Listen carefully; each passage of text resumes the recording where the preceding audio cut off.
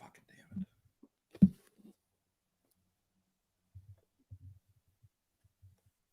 What's up, Matt?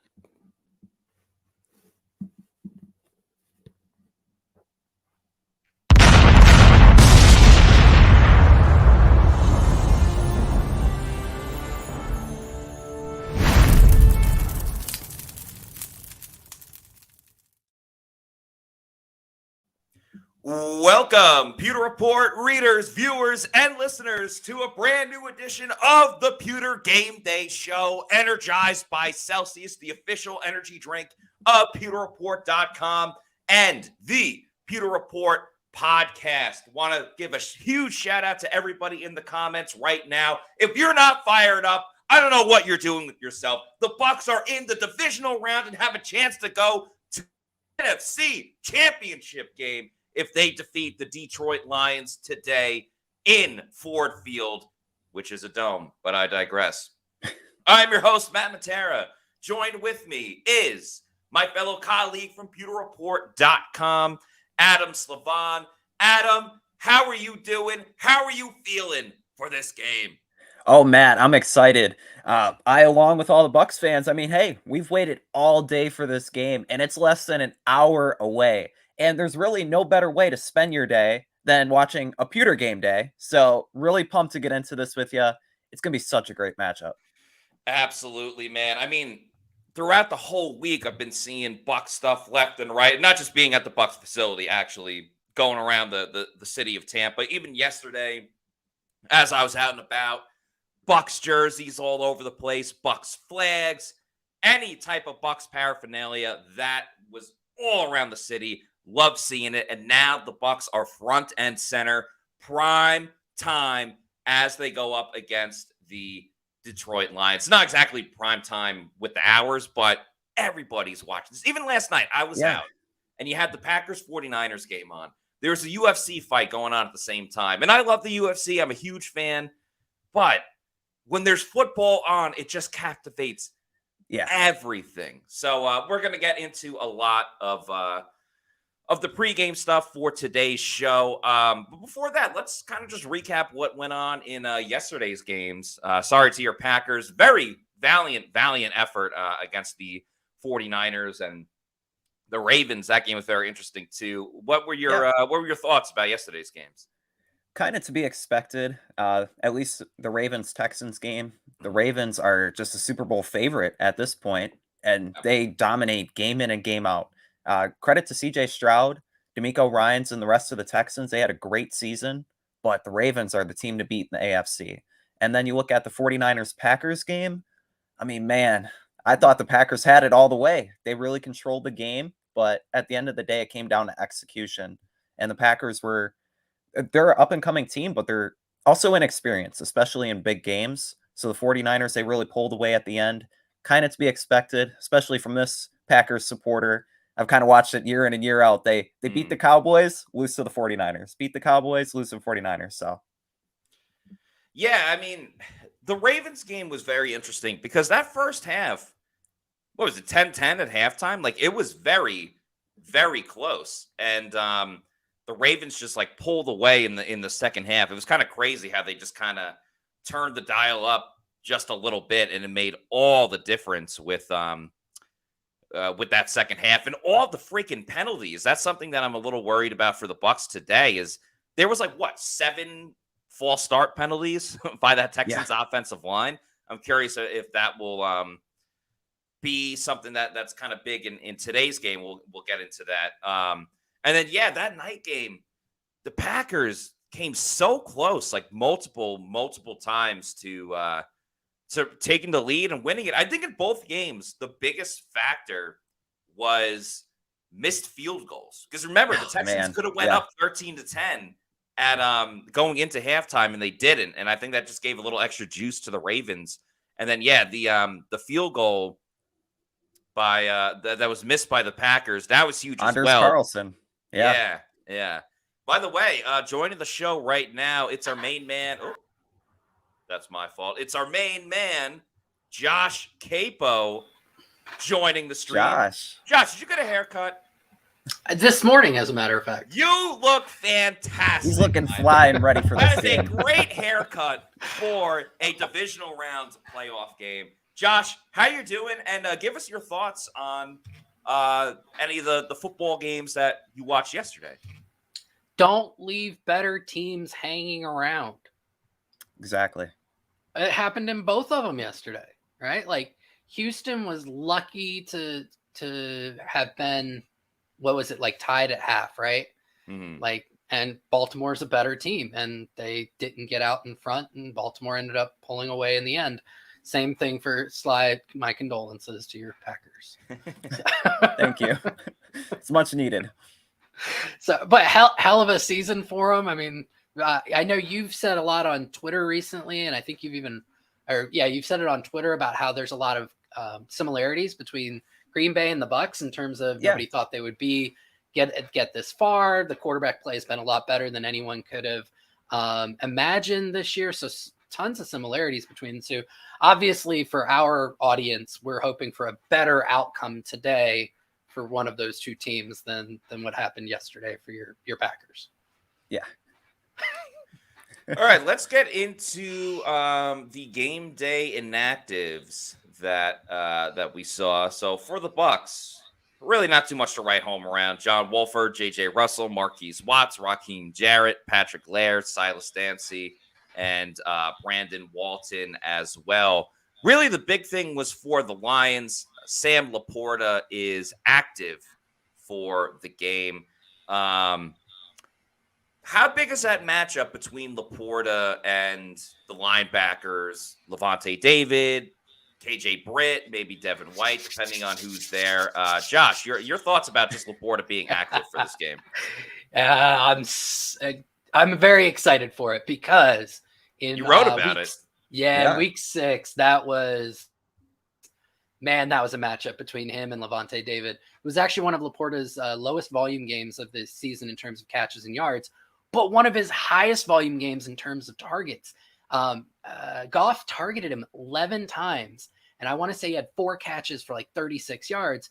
Levante David was in man coverage on Laporta for a good amount of that game, and for large swaths erased him. Now, Laporta got a few shots in, and that's what makes this so cool because you have two guys who are just phenomenal players. Laporta is ascending. Levante, you would normally say he's descending because he's 32, 33 years old, but still playing at such a high level. It's going to be an amazing matchup. And the really cool thing about it is where most defenses that have to go up against the Lions, they have to take one of their safeties and put him on Laporta because he's so athletic. He can get vertical. He can do things after the catch. For the Bucs to be able to say, we've got a linebacker who we feel comfortable matching up on Sam Laporta, it allows you to take Antoine Winfield Jr., use him more like a star player where you can move him all around the formation, all around the field, and allow him to affect the game in multiple ways, which we know Todd Bowles loves to do. Antoine Winfield Jr. is one of the best blitzing safeties in the NFL. Mm-hmm. He's also amazing in the back end as a center fielder. So it allows you to take one of those best players on the field and one of the game changers and still move them around. So I'm so excited to watch Laporta versus David. Adam, do you think the Lions are going to maybe not aggressively attack with the tight end position, but how much of a factor do you see that being in the game? I just want to say with Josh's story, it was a great article, and two things really stuck out to me in that it's really a battle today with Levante David and Sam Laporta of youth versus wisdom. And looking at Sam Laporta this season, he has 86 catches, 889 yards, and 10 touchdowns. Like you said, the production, it's been there all season, but it wasn't against Levante David. I think the Lions are really going to try to attack with the tight end position and try to establish Laporta as a target, especially if the Bucs, they really counter and they balance Amon-Ra St. Brown. I'm really curious to see if they use Carlton Davis and maybe either Antoine Winfield or Zion McCollum up top and trying to contain him because he had 12 catches last game. Yeah. So for the Lions, I think it's going to be paramount they establish somebody else besides Amon-Ra, and Sam Laporta is that guy. So if the Bucs can stop him, I mean, hey, the Lions offense, they might struggle a little bit. It's a big game for George Kittle last night. So for the Iowa fans and the Iowa fans of tight ends, they're going to hope, well, for Bucs fans, they're going to hope that the Iowa guy on the end that does not play tight end, but at left tackle is very important and has a better game than the Iowa tight end for the Detroit Lions. I think this is super, super fun. I'm so excited to watch specifically, I mean, the whole game, but if we're going to whittle it down a little bit, just how similar or different this Todd Bowles defense will look. Because the way they came out last week and putting McCollum at safety and some of the other adjustments they did, it was like, wow, oh my God, like they're showing something that no team has been able to watch on tape or anything like that.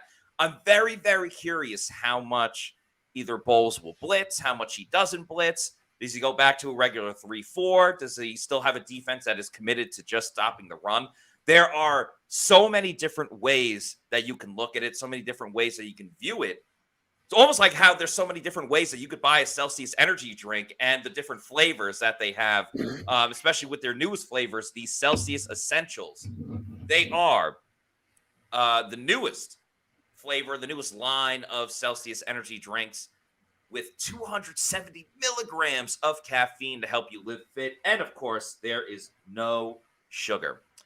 It's the ultimate energy drink line by Celsius, formulated for the fitness enthusiast looking to elevate their performance. They are made with the proprietary Meta Plus formula that has 3 essential aminos, provides you with an unbeatable combination of ingredients that helps support your physical and cognitive performances. With a specially formulated lineup of bold flavors, Celsius Essentials is a game changer for those wanting to unlock their full potential and take their fitness journey to the next level. They are available at 7-Elevens nationwide. You can get the 3-flavor variety pack over at Walmart. They're rolling out nationwide to select retailers. And, of course, you can get them soon over at Amazon. We love the Celsius Essentials. Also love the original Celsius flavors, whether it's sparkling orange, sparkling watermelon, maybe the Cosmic Vibe, the Arctic Vibe is my personal favorite. Love the strawberry lemonade as well. So many great flavors. If you need to know where to find any Celsius and you're not sure where, just go to the Celsius website, punch in your address, and it'll tell you the closest geographical location where you can pick one up. It could be at your local Walmart or 7-Eleven, maybe a health and fitness store, or at your bodega. Bodega. Josh, you can do it too. Bodega. I feel so bad. Josh is, I'll put you back on the screen. Josh has been holding himself for 2.5 minutes. And of course, you can get it in bulk as well. How are you liking the new Celsius Essential? So I love blue raspberry. Yeah. I just noticed that between that, too. yeah, between that and my hoodie, people may think that I'm a Lions Right. plant. So before the game starts, I will switch out for Dragonberry, which is a little bit more Bucs colorish, and find a hoodie that is less representative of the Bucs competition today. I respect it. I also love this comment. Also, get Celsius in bulk over at Amazon. Subscribe and save. You're the captain. You're in charge. Be a week, month, quarterly, yearly. You know the bit. Just make sure you're drinking Celsius. Love this comment by Shaggy, who says, anyone else think Captain Morgan kind of looks like Baker? Guys, your thoughts. Does Captain Morgan look like Baker Mayfield? I think it's a beard. He kind of does. Maybe if Baker grew it out a little bit more. You know, as I look at one of the game day shows, and it has a still shot of Baker. I kind of see it. See it. I get where they're coming from with that one. But let's move on with the show. We'll have all off season to talk about whether or not Baker looks like Captain Morgan. Let's talk about when your Tampa Bay Baker Mayfields are on offense. Adam, what do you want to see when the Bucs have the football? How do they either keep pace with the Lions, or how do they just dominate the Lions defense today? Yeah, that's a great question. When the Bucs are on offense in this one, I really want to see how the offense can put together big drives. Because last game, they really controlled the ball, especially running it. And that was something they didn't do in week 6 against the Lions. They only ran it 16 times. Rashad White only had 7 carries. And when you look at Monday night, the Bucs held the time of possession advantage 34 minutes to 26 minutes. When the Bucs are on offense, they need to put together these long drives, and they also can't rely on the big plays that maybe happened Monday night.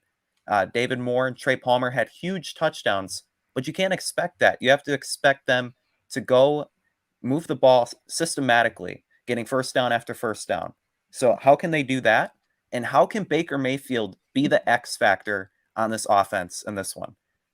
Much like in that week 6 game with running the ball, passing the ball, they didn't do too much. And for Baker Mayfield to put on another performance like he did Monday night, when he was the only Bucs quarterback in playoff history to have over 300 yards and 3 touchdowns, he needs to wake up feeling dangerous today. And so when the Bucs are on offense, need to see him put together long drives and need to see Baker really bake. Josh, your thoughts? All due respect to Adam there, I'm going to go a little bit different. Pass to run, and I think big shots, explosive plays are the key. If you go back to the week 6 matchup, the Bucs could have put 3 touchdowns on the board via explosive plays. I think everybody remembers the would-be 92-yard catch and run touchdown to Evans that ended up getting batted at the line of scrimmage, ended up being an interception that led to the Lions' first touchdown. Baker and Trey Palmer almost connected on 2 big shots, one where he got deep on a slot post, another one from a trips alignment. Both could have gone for touchdowns. None of it ended up happening. Baker was 2 of 10 on passes of 20-plus air yards.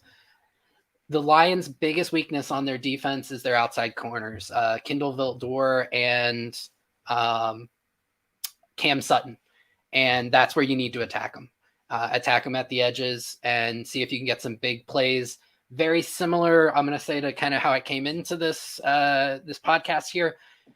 The Lions roster is more talented, in my opinion. So for the Bucs to have a good chance in what's going to be a very loud opposing environment, I think those big shots are key to getting out in front and not allowing the Lions to kind of stick around.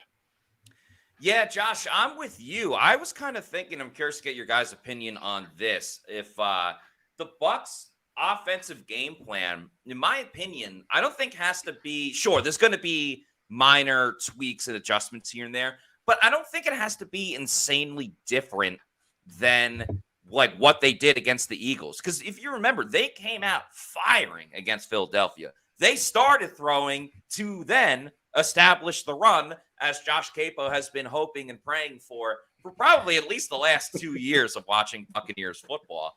And I think when you watch the Lions defense, especially as of late, including that game against the Rams, and the Rams have a very respectable offense and a pretty damn good offense, you know, they scored on big plays. They scored on the touchdown of many, many yards. Same with Tutu Atwell. So, yes, the plays by Trey Palmer and David Moore, you can't exactly expect that. I mean, Trey Palmer ran, a 5-yard out route and broke 1 tackle and took it another 55 yards for a touchdown. That's not going to happen every single week. But you can get those chunk plays over the middle down the field, and then hopefully you execute in the red zone. So, yeah, I think the Bucs are going to have to take their deep shots when they can get it. Because, again, going back to that first game against Detroit, Baker was very, very close to hitting those shots, most notably to Trey Palmer. So, yes, they didn't score a touchdown in the game, but it was a lack of execution. I don't think it was necessarily the game plan or how they wanted to attack the Lions defense, which I think is super important. But, Adam, I do agree. If the Bucs, if they do first start establishing that passing game, if they ball in this game, that will take that will do absolute wonders for them, because as we've talked about on this show, the Bucs offense, in my opinion, is at its best when they are playing with the lead, when they can kind of dictate the line of scrimmage, dictate how the game goes. And if they get into the fourth quarter and they got a lead, the best way to take the crowd out of it is not just scoring and being ahead. The best way is like getting into those third and shorts, the crowd like gets into it, and then they just got 4 yards and they just got a first down. You got to deal with another 3 plays, and you know that another run is coming, maybe a second run or whatever it is. But again, much like against the Eagles, I don't think they'll be able to break the will and the spirit of the Lions like they did with the Eagles. But you jump out to a lead, the Lions clench up a little bit. I think taking the crowd out of this is really important. Yeah. And go ahead. Go right Josh. ahead, Adam. No, go ahead. Okay. Someone go.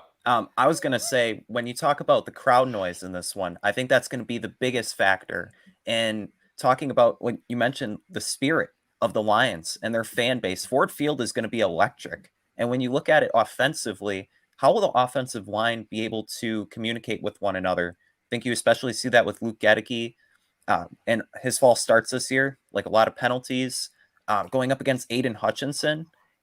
I know, Josh, you're very shocked, but did you just say something my negative God. about your boy? What? No way. yeah.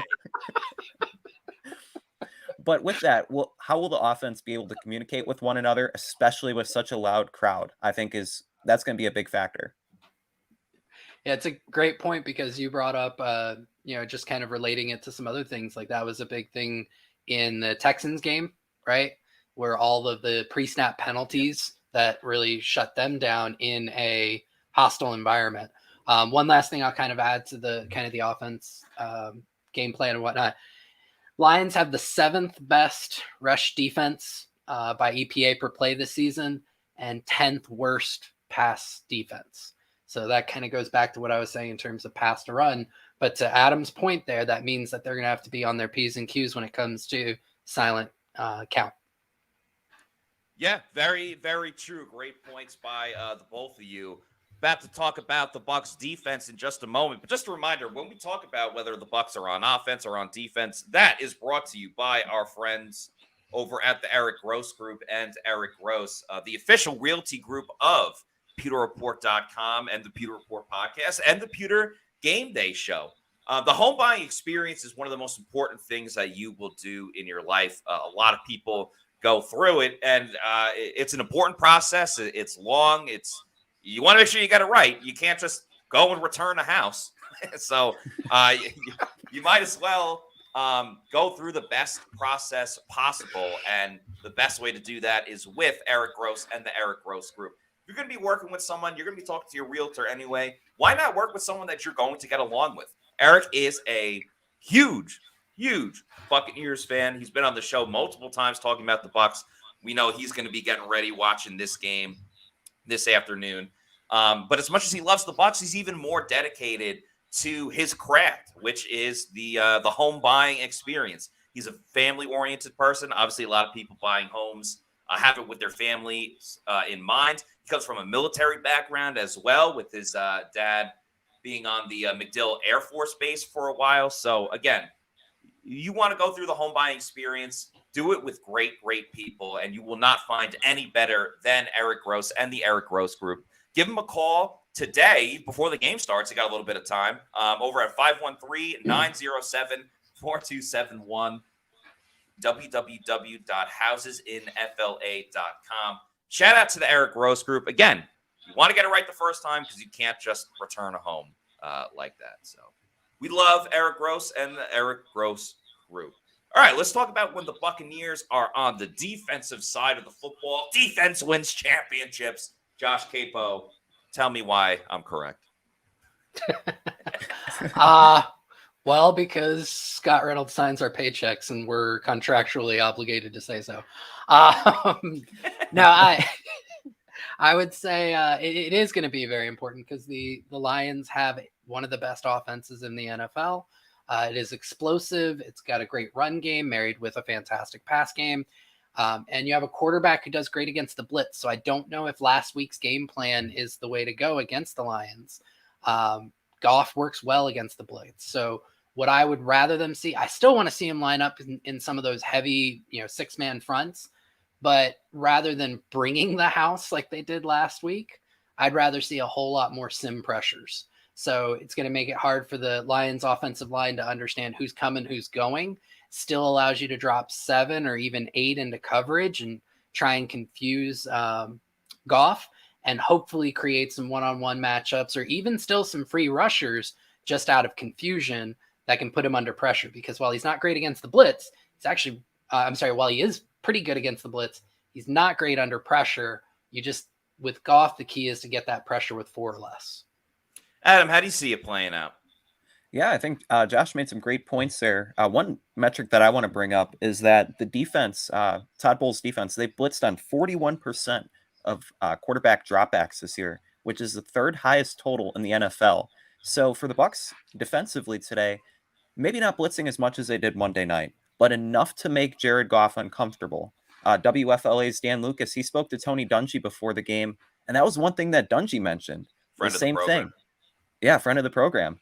Make Goff uncomfortable. That's the biggest factor in this game because you don't want him settling into a rhythm where he's completing 70% of his passes, where the Bucs are playing off coverage. They need to play tighter on the receivers, especially Amon-Ra St. Brown, probably double team him. I mean, he's a 1,500-yard receiver for a reason.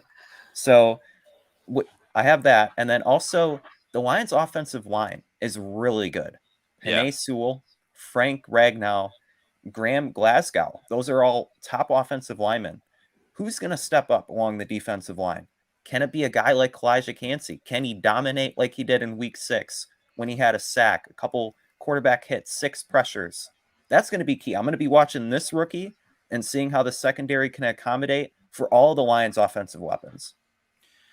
Yeah, it's truly going to be a very fun matchup on that side of the ball. As exciting as Baker is, like Evans, I think Lions offense versus the Bucs defense is truly where the money is going to be made and truly just ends up going to the next round in the postseason.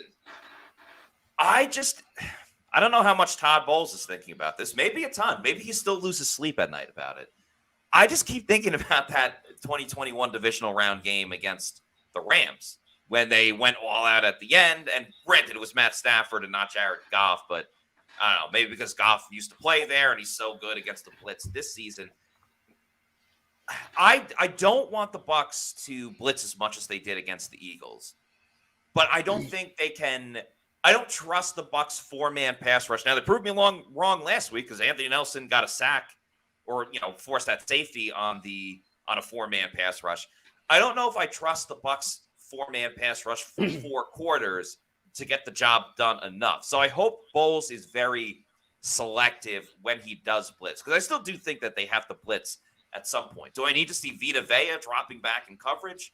No. Yes. Not for the entertainment. Yes. For game plans to win, no. Not necessarily. Let me ask you guys about the Bucs stopping the run against Detroit, because I think this one can be quite different too, because Montgomery got hurt in that first game. Jahmyr Gibbs did not play. The Bucs were great at stopping the run when they had a full-blown commitment to it. I mean, Yaya Diaby came on this show and said, the first thing when I asked him about, what's the key to the game? He said, we got to stop the run. We got to put our big boy pants on. Those are his words, not mine, but I like it as well.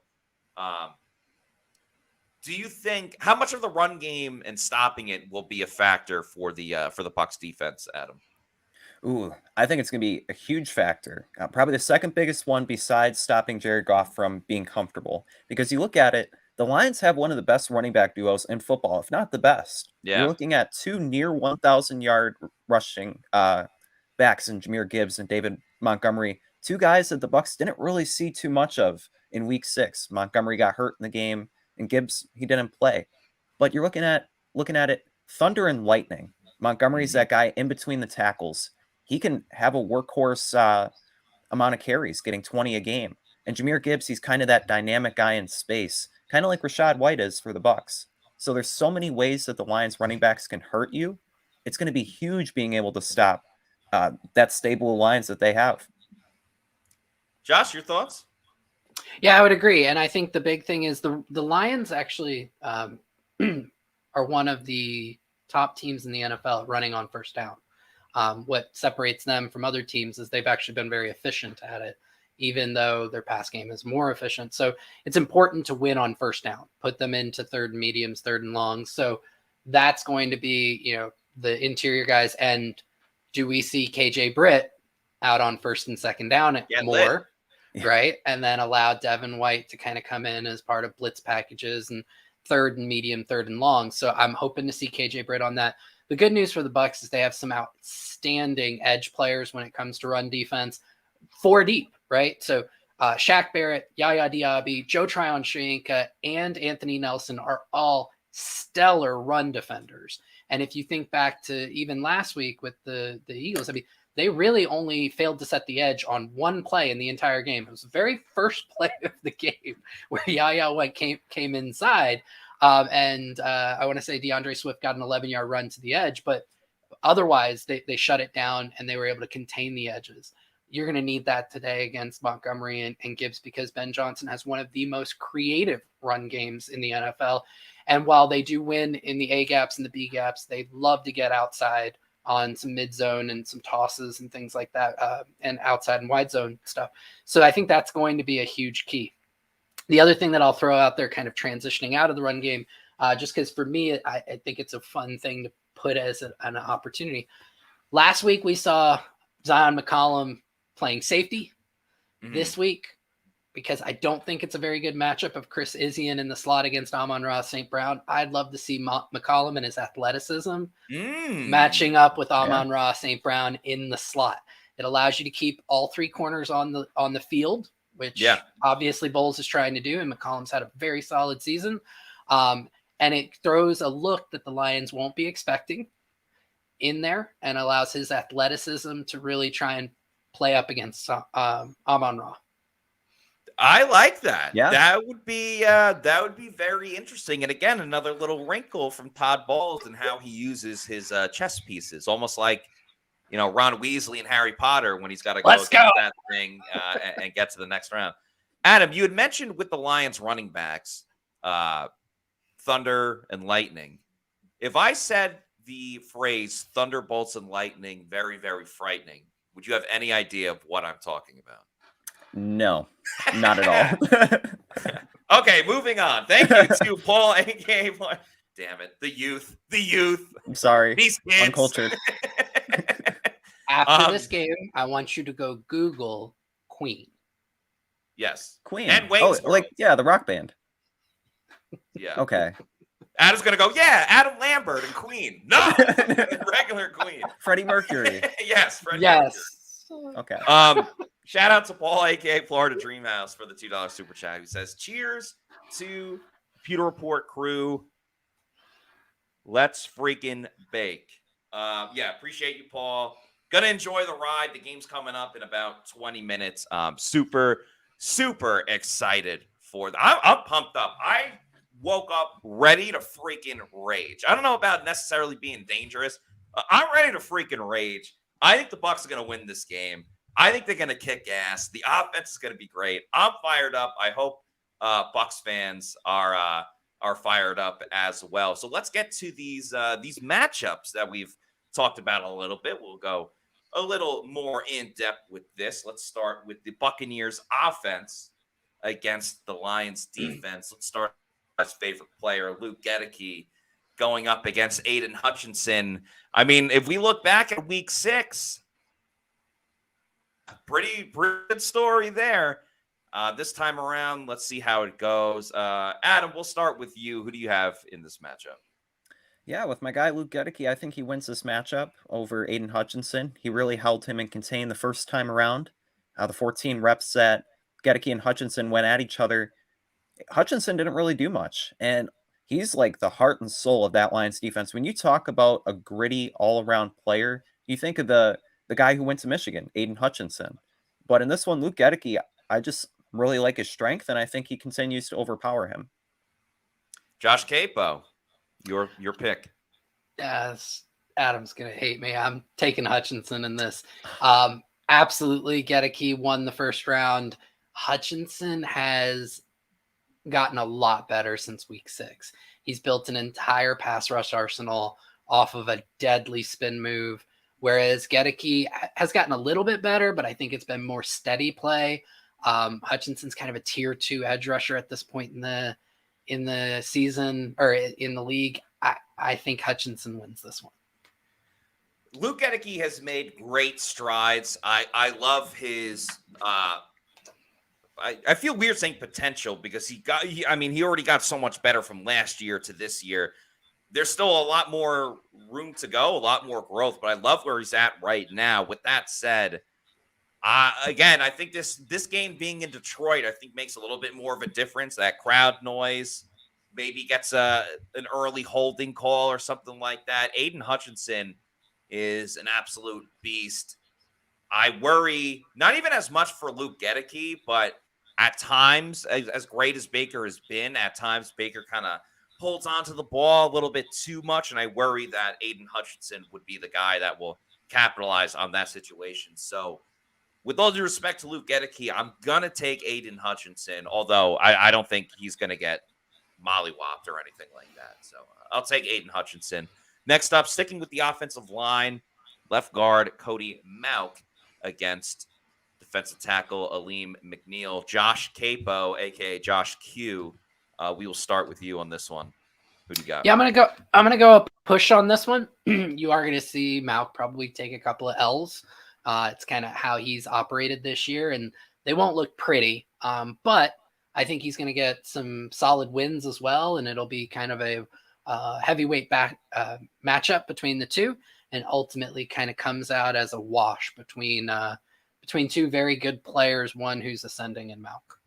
Sly guy. Yeah, I'm going to go with actually Aleem McNeil on this one.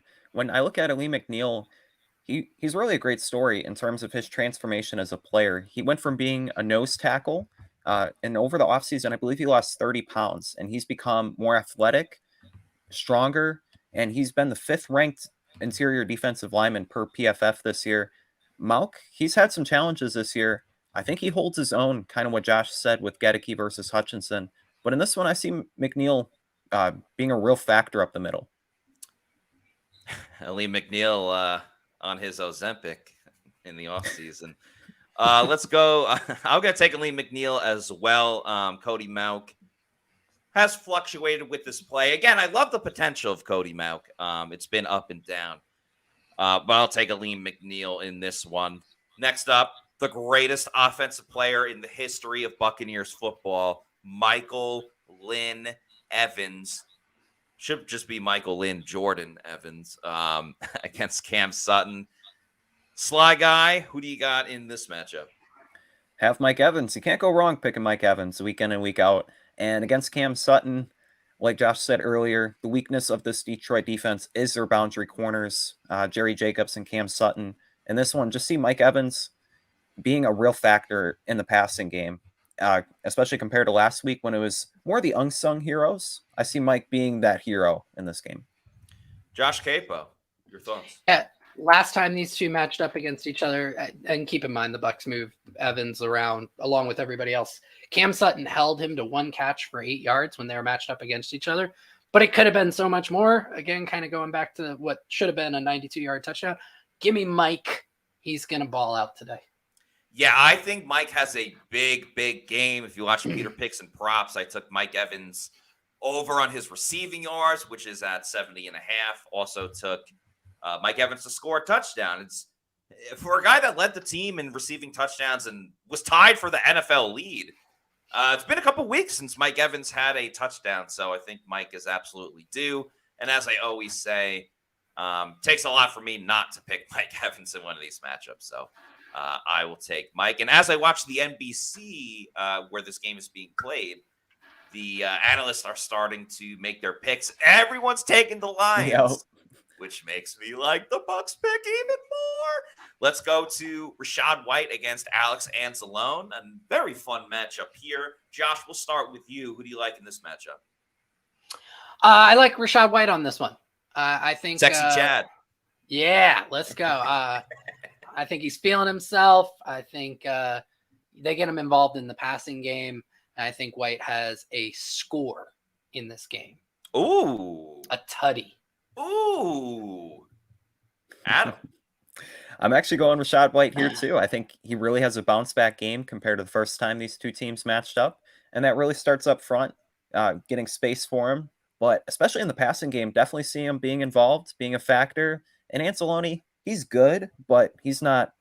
He's more like just average. He's not a big flashy player like Rachaad White is. Wow, huge shot by Adam at Alex Anzalone. I'm just kidding. I'm going to take a push in this one. I like how Rachaad has developed in the running game, and I guess the Bucs running game in general, but that's mostly Rachaad White anyway. I respect Anzalone. I like what he brings to the Lions defense. I want to see Rachaad. I feel like the past couple of weeks, and granted, Baker balled out last game. They didn't need it. He threw for 3 touchdowns. I still think the Bucs offense is at their best when Rachaad White is involved in the game. So I'm going to take a push, even though I am very optimistic about what Rachaad White can do. And the last matchup, the one we are all excited about, they had a war of words during the week. Baker effing Mayfield let Baker bake the M&M of this 8 Mile story against Chauncey Gardner Johnson. I should say CJ, or whatever. CJ Gardner Johnson, the Papa Doc of this 8 Mile story. Adam Slavon. Does Baker Mayfield walk away having to go back to his work shift like Eminem did in 8 Mile, but with Mekhi Phifer raising his hand as the battle rap champion? And this one, I see Baker Mayfield really getting the crowd going, waving their arms. Everybody from the 313, they're going to be jumping. Cheddar, Bob. Jose Ortiz, phenomenal comment there. But if all the other matchups are prelims, this is a heavyweight bout. Yeah. This is the one that the people want to see. And in this one, I see Baker Mayfield winning this matchup. And in his post-game press conference, I want to see him talking a little trash to CJ too if they come out with the win. Josh, what do you think? Yeah, based on watching just as much tape as CJ Gardner Johnson, I think Russell Gage is going to burn him in the slot 3 or 4 times. And Baker wins the matchup easily. So there you go. That is great. Yeah, I love how Baker, he's the Michael Jordan meme, and I took that personally. I think he is. I hope Baker throws a deep ball touchdown and immediately sprints over to CJ Gardner Johnson. And I hope he stiff arms him and tells him to get his weight up. Yes, Ooh. that would be awesome. Hold on, I got to tweet out my Detroit what video. I'm going to tweet out Baker Mayfield after throwing for his 3rd touchdown in the first half. And then Eminem going, Detroit what? Detroit what? So very excited about that. Baker Mayfield, you could say, yeah, I'm taking Baker Mayfield in this matchup. One could say, because I don't want to put words in anyone's mouths, but one could say that Baker Mayfield, after things didn't work out with the Browns, even going back to Oklahoma where he was a walk-on, then he comes to the Bucs. He was an underdog. And today we are celebrating underdogs. You still have some time to place your picks over at Underdog Fantasy using the promo code Pewter. That's PEWTER. Get a first deposit bonus when you download the app. You pick anywhere from 2 to 5 players. Got to pick one from each team. You can win up to 20 times your money over at Underdog Fantasy, picking on things like higher or lower on passing touchdowns or rushing yards or whatever it is. We love Underdog Fantasy. Check it out. Use the promo code Pewter. That's PEWTER when you use Underdog Fantasy. All right, let's go to these matchups for the Bucs defense against the Lions offense. We're getting very close to game time, so let's just rip through these. AJ Britt against the Lions running backs. Josh, what you got in this one? I'll take the Lions running backs. They're really, really effing good. I agree. Adam, who do you have? Have the Lions running backs as well. Levante David against tight end Sam Laporta. We kind of already talked about this matchup, but Adam, who do you like?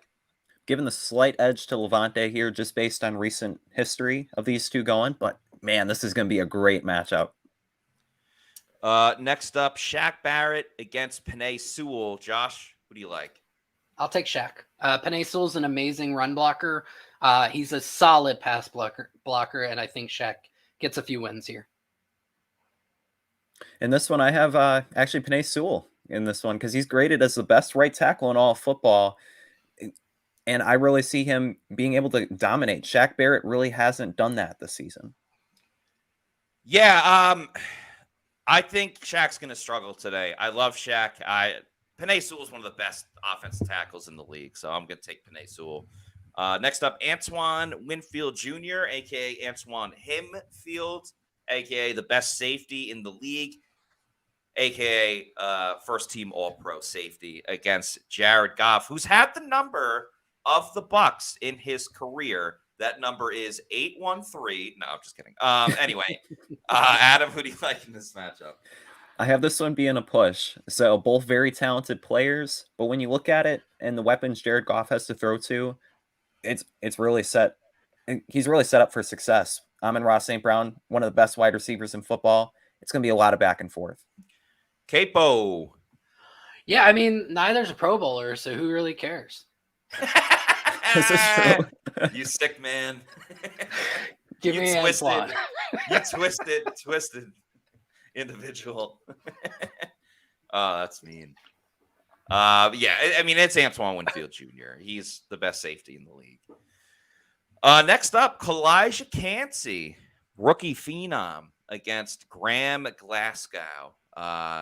Is there Glasgow in England and Ireland, or is it just Ireland? Anyway, that's not why we're here. Josh, who do you got in this matchup? I believe there is one in England as well, just to answer the question. And Cansey had a coming out party against the Lions. It was his first game of the season, and he just came off of his best game of the season. The vibes are high with 94. Let's go Cansey. Adam? I see the vibes being high in this one. Kalijah Cansey, he's going to have some success. Glasgow, he's the 7th best guard by metrics, but Kalijah Cansey, he had success the first time. He's been up and coming, and he's really paired with Yaya Diaby, the 2-star rookies. I see them both having nice games today. I think Kalijah Cansey will have some moments, but I don't think he's going to dominate the way that he did against the Eagles on Monday, or even, that performance against the Lions back in the day. So I'm going to go with a push. I'm going to take a push with these individuals. Guys, great discussion, though.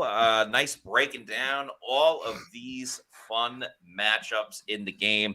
By the way, still got a couple of minutes to place your bet on Bucs versus Lions. The Bucs are a 6-point underdog in this one. If you want to make a bet on any game, go to mybookie.ag. Use that promo code Pewter, P-E-W-T-E-R. Get up to $1,000 with a sign-up bonus when you sign up for mybookie.ag. That's free. Absolutely free. $1,000 in your bank account at MyBookie. Even if you learn from Plant City Math, that's a heck of a deal because it's just money for you to use and gamble and maybe even bet and gamble on your Tampa Bay Buccaneers. So, Mr. Matera. Yeah, was good. I don't mean to interrupt. I hope I came in at the end of that ad read. Yeah, all I was going to say is you could do any sports and check out their online casino as well. But yes, all right, cool. I have some breaking news per Rick Stroud of the Tampa Bay Times. Bucs head coach Todd Bowles told Tony Dungy that if they win the coin toss, the Bucs will be electing to take the ball. Wow. Coming out on offense no matter what. I love it. So, yeah, Adam will remember quite vividly that the Packers did this against the Cowboys and immediately scored and started taking the crowd out of the game a little bit. Now, the Houston Texans tried that against the Ravens, and I don't think they went 3 and out. They may have, but it was not a good opening drive. And the Buccaneers, or not the Buccaneers, they're playing right now. And the Ravens were, they got the ball back right away. So sometimes it works, sometimes it doesn't. But I love the aggressiveness, and we've seen that from Todd Bowles as of late. By the way, my picks, I already tweeted them out. I'm already on YouTube. So if you're hearing this for the first time, too bad. They've already been out. You could have taken them by now. Baker Mayfield over on his passing yards. I got it at 255. I have it on a separate bet. It's at like 261.5. So Baker Mayfield over on the passing yards. Mike Evans over in his receiving yards, which is at 70.5. Mike Evans, anytime touchdown. And Chase, Money McLaughlin, the Chase Bank, always open, always reliable. Over 6.5 kicking points. So that pretty much just means either Bucs score 7 touchdowns and he kicks 7 extra points, or 2 field goals and an extra point. I love that. So those are all my picks. I also got David Montgomery under on the rushing yards because I think either the Bucs commit to stopping the run, or the Lions also have Jahmyr Gibbs, who's really good and may take away from some snaps and rushing opportunities. So those are all my picks. By the way, as the game is about to start off, here's who everyone picked. Adam hates the Buccaneers, despises them, shows the Lions to win 27-24. Josh Capo loves the Bucs, has them winning. Scott loves the Bucs as well. I love the Pewter people, so I got the Bucs winning 31-25. Bailey also despises the Buccaneers. That's why we did not allow him on the show today. But yeah, a mixed bag once again. Guys, how are we feeling? Like, the game's about to start. How are we feeling? Man, we're feeling fired up. Josh? Yeah, I mean, I've been up since 4. Oh my God. Lamenting a 3 p.m. start. All right, you guys are welcome to stay. Sly, you want to do first half? I'll run second. Yeah, we can do that. All righty. Matt, I will see you on the flip side. Adam, sounds good. Look up Bohemian Rhapsody. All right, we'll Please do.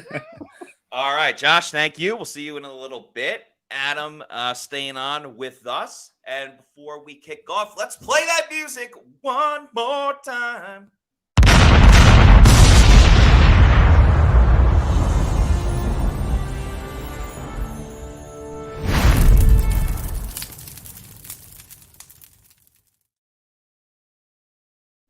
What up, what up? It's the Pewter GameDay Show. It's Matt Matera. It's Adam Slavon. We are about to get it going. The Bucs are kicking off, so they will get the ball in the second half.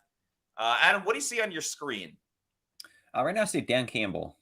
Okay, you are Jake Marta. Yeah. Okay, you're about like 2 seconds behind me. I'm going to wait. 1 Mississippi, 2 Mississippi. They go to the crowd, and then when they pan back to the kickoff, let me know. It'll be like a wide shot. Yep. All right, cool. Okay, Camarda kicks it off, and that's going to go into the end zone for a touchback. So fair warning for all the Pewter people. We will probably be about 5 to 10 seconds behind. So watch the play, see what happens, and then get our reaction to it after. So the Bucs start out on defense. They will get the ball to start the third quarter. I feel like the Bucs always start out on offense, so it's almost weird seeing their defense start. The last time the defense started, it was against New Orleans, and that did not work out too well. Ooh. All right, Bucs got line start with a pass. Vita Vea with a great push. God throws it high. Oh, Whitfield. Man. If Whitfield, and I'm not blaming him because he was clearly looking at the running back, but if he tracked the ball, that could have been an interception. Great right push away, by yeah. Vita Vea. Vita Vea took the center and moved him maybe took him for a ride. 55 yards back. But an excellent start by the Bucs.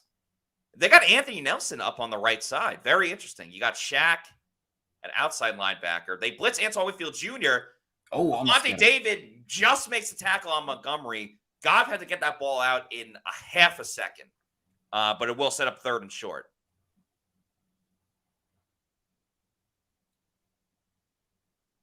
Will it be a run play? Yeah, could be. 3rd and 3. Out of shotgun. Bucs do not send a blitz. Goff over the middle. It's knocked down at the line of scrimmage. Anthony Nelson gets that hand up, and it's a 3 and out. Bucs defense, or maybe it's Kalijah Cansey. Either way. It looks like Cansey. Kalijah Cansey getting that hand up. It's a 3 Being and a out factor. for the Bucs defense. Right away, you see Cansey continuing his recent stretch of good Yeah. play. He said, no, no, no, not today. Exactly. A little Matumbo. Yeah, What a start for the Bucs defense. exactly how you want to kick it off, 3-0.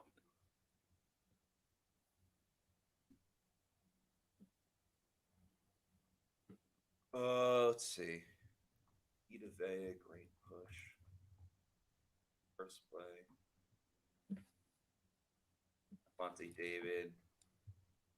Ooh, Oh, Devin Tompkins breaks out of the tackle, kind of going lateral and not forward, so yeah. doesn't gain any more yards, but whatever. Man, I thought he was going to take a big hit there, but he shook him off. Yeah. So getting the ball around the 20. And here he is, the man, the legend, Baker Mayfield himself.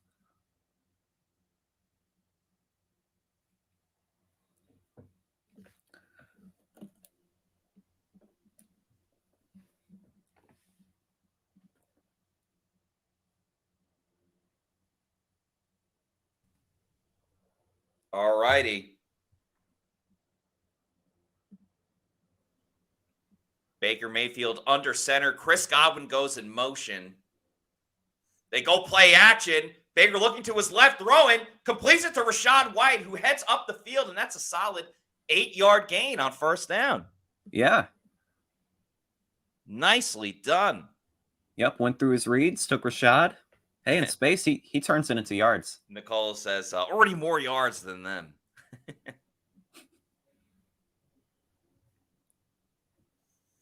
Angelina S. says, I'm so pumped. Let's go. All right, 2nd and 2. Everything at the disposal for your Tampa Bay Buccaneers.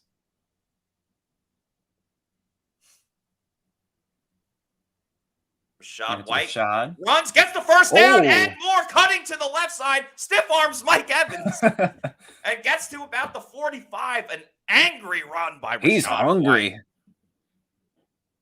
And you got to love this start from the Buccaneers. I know it's early, but 2 plays and a first down. 2 tight ends on the right side. A great cut as well. Did not wait, just made a move. Mike Evans with some good blocking. It's hard to hold a block for like 10 seconds. So nicely done by Mike. Rashaad's hungrier than that pack of Lions. Yes, he is. Oh, man. The freaking Bucs, man. They run it with Rachaad White on first down. Not as much push, but Shad gets about 2 yards on the play. As they show the Lions defense.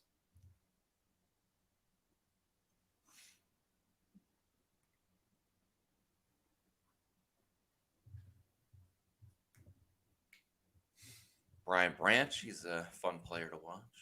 Oh, yeah. All the rookies for the Lions this year. A lot of young talent. Yeah, a little similar to the Bucs in that sense.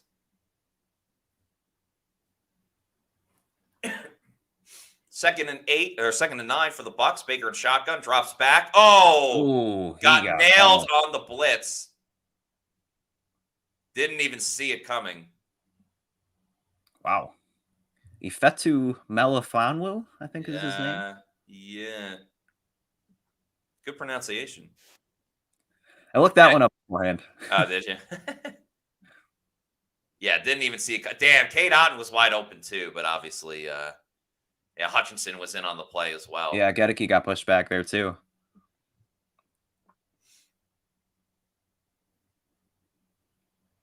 All right, 3rd and 17. Chase Edmonds in the game at running back. You got Mike and Cade to the left side. Baker looking, throwing over the middle. The ball's up in the air. It's picked. Oh, no. Oh, is that Chauncey Gardner-Johnson? Yep. Yeah. Chauncey Gardner-Johnson with the pick. And he's still going. Yeah. Wow. Yikes. And got right in Baker's face. Yeah, well. Oh, man. Can't blame him. Well, you talk about momentum. That's a huge swing in the Lions' favor. They have some great field position.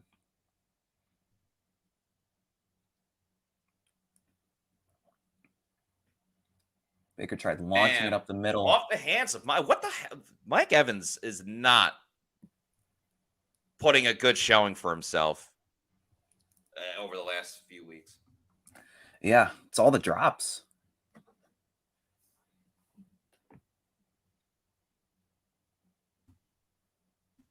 That Can't Ford have Field it. crowd has to be pumped.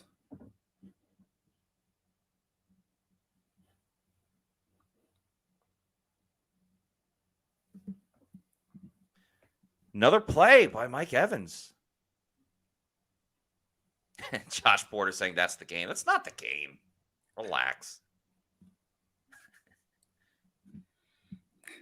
Why'd it have to be Chauncey Gardner-Johnson? Yeah, that part really sucks. Yeah. Yeah, I agree with Jackie. That's completely on Mike Evans. Like right off the hands. Yeah. Why did it have to be Chauncey Gardner-Johnson?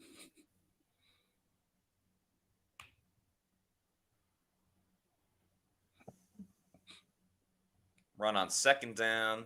Montgomery third and with the short. stop. Oh, flag on the play. Usually on a run play like that, it's got to be holding. Yeah.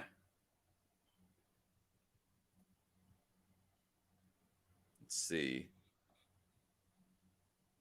Defense. On Kalijah Cansey. I always hate that when they call holding on a run play on the defense. Like, how is that even possible? What is he holding? He's trying to get away. Yeah. Let's see here.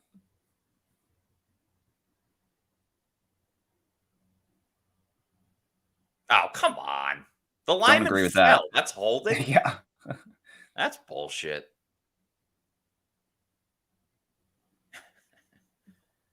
Whatever. Well, 1st and 10.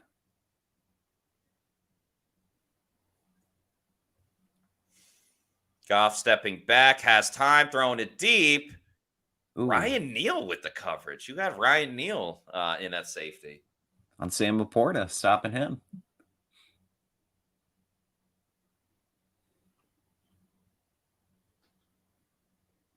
Todd Bowles, is he going to be in his bag today?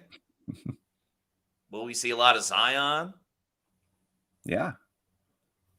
Well, Ryan Neal's on the sideline, so Yeah, there's safety Zion. back now. Zion's up at the line of scrimmage. A little communication with Christian Izzian. I think Izzian's on St. Brown. Don't love that. Goff over the middle. Caught by Jameson Williams. There's a flag, though. I think it's going to be a late hit on the Bucs, but I hope I'm wrong.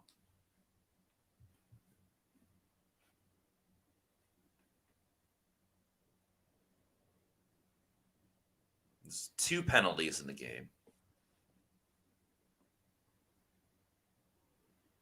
Ooh, face mask penalty on Zion McCollum.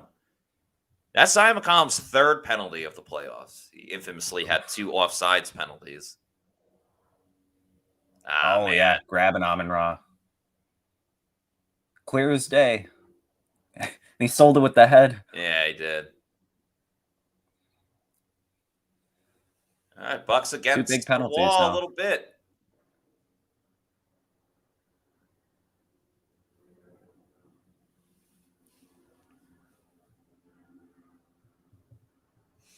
Come on, refs. Not that hard. He made the catch. They're trying to steal the show. You go there, and then you add another 15 yards. Oh. Correction. I don't know what he said. Probably Still something first down. dumb. Yeah. Every penalty is you replay the play. 1st and goal.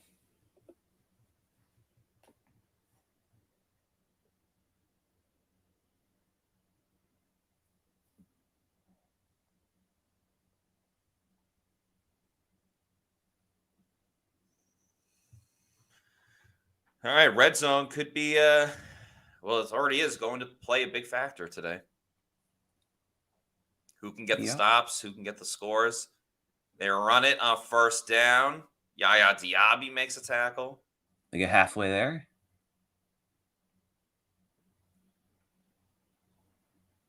Didn't see Zion on that last play. Riding the pine. But I mean, it's goal line. You don't necessarily need like your nickel package at goal line. Gibbs got that first run. Yeah. Now Montgomery's in the game. A lot of Ryan Neal. Goff Play steps action. back, throws. You have to intercept that. Jamel Dean. You have to intercept that. Bro. Oh, my goodness. Need that interception right there. Levante almost caught it on the tip. Yeah. Man. You're getting paid. You got to make those. Reminds me of last night. Savage for the Packers. He dropped it. And that was huge. Yeah. I mean, that was right in his hands. Jamel Dean. Yeah. Lions run it. The Bucs get the stop. Tackle Should have for been an loss. interception. Yeah. Instead, it'll be 3. Yeah. That's a win for the Bucs, but still kind of feels a little hollow.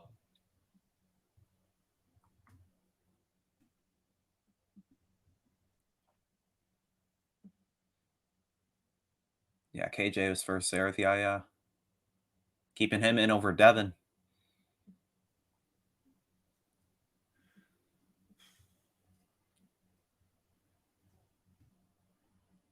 Michael Badgley comes out. Chip shot.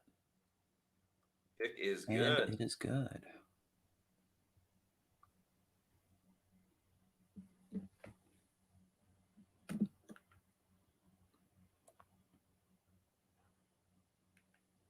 That's a win for the defense, but it doesn't feel like a win. Yeah. Let me get the score ticker going first. Started off promising with the 3 and out, and then Baker's interception. And then Jamel Dean had a chance to make a big scene. Yeah. Don't make a scene, start making a scene. It's all about missed opportunities in the playoffs. Nicola says Jamel Dean or Mike Evans, who's worse? Czar over says, what's happening with Mike? Every week he's dropping. It's crazy. Yeah. Brandon Stevens says, we needed that momentum swing for the pick. Dean, man, you and Mike have liked us so far. Pete says only down 3, right? Yep, they're only down 3.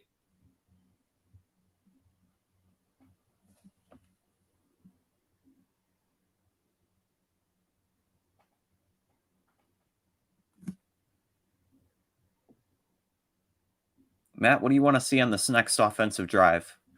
Drive the ball down the field. Throw it down the field. I already see Baker's going to get very tippy-toed, and that's when he's at his worst. Yeah. Yeah, in the first half, he's so amped up, it's kind of like he's antsy. He does that all the time. Yeah. Kathy Gillespie says, damn, Gardner. Nicole says, all right, Mike, let's go redemption. It's crazy because Mike's so important to this team, but he's hurt them so badly this year as well. It's a tale of 2 Mikes. It is, yeah. Utah Bucknut says, Mike would have had over 1,700 yards if he held on to every pass that hit him in both of his hands. You're not wrong. You remember those commercials back in the day? It's like Tony Romo and I have DirecTV. Hi, I'm Tony Romo. I have cable. It's kind of like Mike Evans. A little bit, yeah. John Donovan says, does Evans not want to be paid? He's become the biggest liability in key moments this year. You know how to play. What the heck is wrong? I mean, overall, he's still really important to the team. But the drops have been costly. Yeah. That said, it's only a 3-0 game.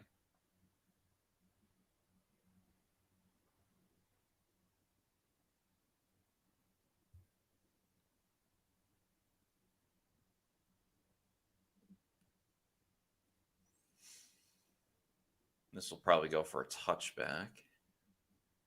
Yep. Mm-hmm.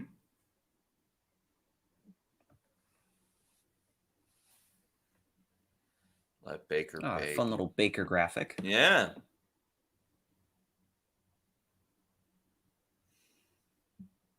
Of course, the coveted Browns ears. Yeah. And all the different uniforms along the way.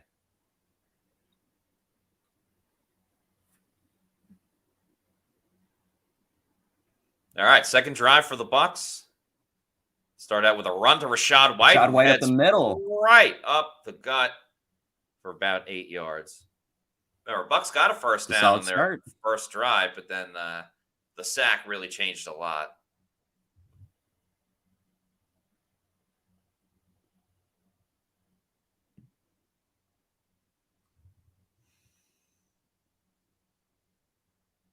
Second and 2, they'll go in shotgun with Shad next to him.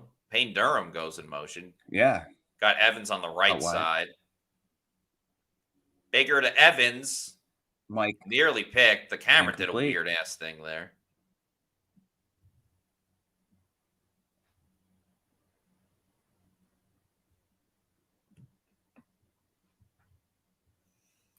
Cam Sutton in coverage. Yeah, just a good play by Sutton. Hit Mike in the chest. Took an angle on the ball. It kind of got hit into as well. Refs decide to swallow the whistle on that one.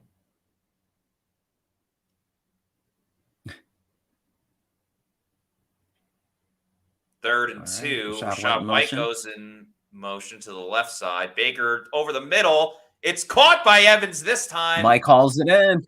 Gets to midfield. Big time third down conversion for Tampa Bay. That is their first third down. That was a tough catch he made. They are 1 for 2 on third down. Big time. Yeah, beats Melifonwu there. Yeah. Just got a step ahead. David Moore running a similar route, but Mike just a little further down the field. All right. Bucs over midfield. Don't have to get much further for Money McLaughlin. As Baker throws over the middle of Trey Palmer. He breaks a tackle, and he's still going inside the 35. He woke up pissed off. Make sure you put in the They forgot about Trey. They forgot about Trey. You got to say that for a touchdown. Nicely done, though. Trey Palmer playing himself into wide open, the de facto wide receiver 3 next season. But we're still focused on this year. Yeah.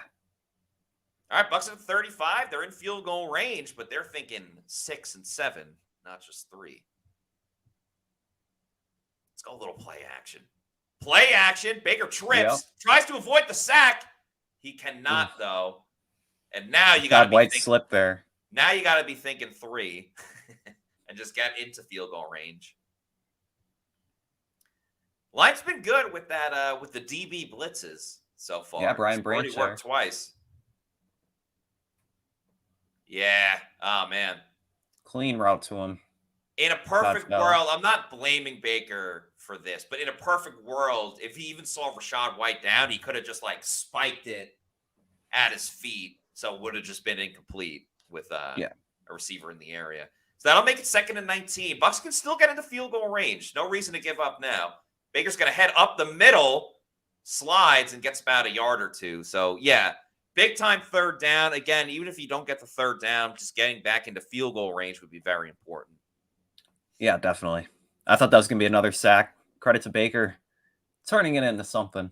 Pass rush doing their thing. Yeah. 2 sacks in the first quarter for the Lions. Another third and really long. Bucs may eventually have to go to quicker short passes if the Lions are going to bring this pass rush the whole time.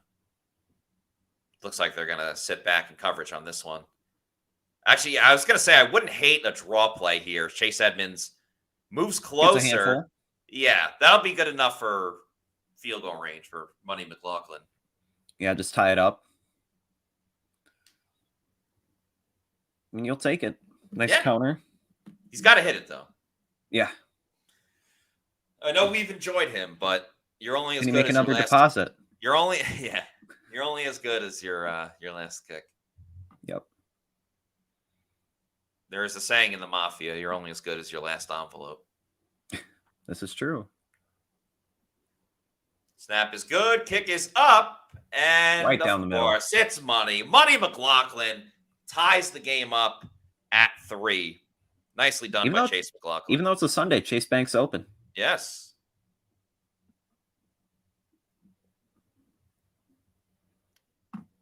Let me change that graphic.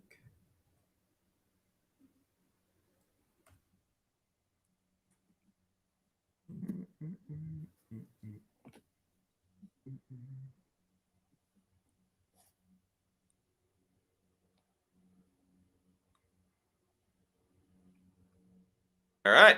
Tied up at 3. It's where you want to be right now. Tie game. No, you don't. You want to be up. Based on the circumstances, though? That's true. I would agree with that. All right. I'm going to grab water real quick. In the meantime, Adam, why don't you entertain some comments? Will do. Comment here from Angelina. Y'all, we can win this game. We just need to tighten up a little bit. Got to pick up those blitzes. Have to agree with that. Got to clean up the protection for Baker. Narav says here. Definitely. Back-to-back plays on the drive. It really stalled out. Baker getting sacked and then Baker having to escape.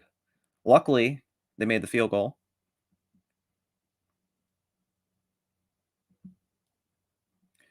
Comment here. This may be a dirty, gritty fight for every point. Definitely. It was in week 6. You saw it was a fight for every point, and really, it was 2 big plays that separated that game.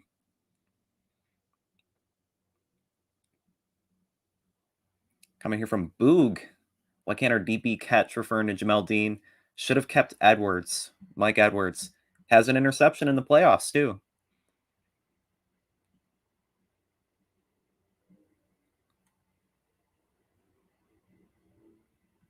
Defense needs a turnover. Who could it be?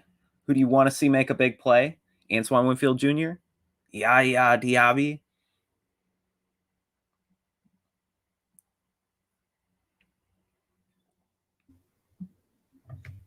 When it hits you right in the hands, I still can't believe Dean didn't catch that. That's just such a tough break.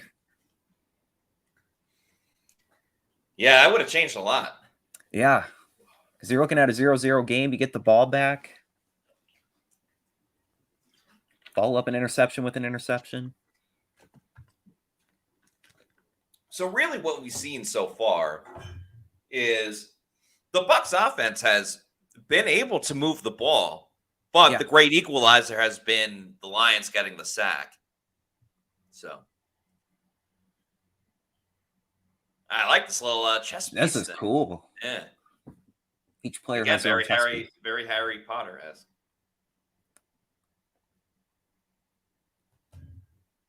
All I know about Harry Potter is Quidditch. Not gonna lie. And that Mike Evans is a big fan. Yeah.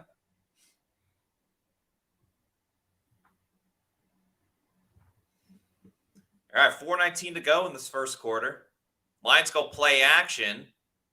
Goff has to settle for an underneath pass. Jamel Dean gets stiff armed pretty badly, but it was out of bounds, so yeah, not too bad. And that was a little Auburn against Alabama.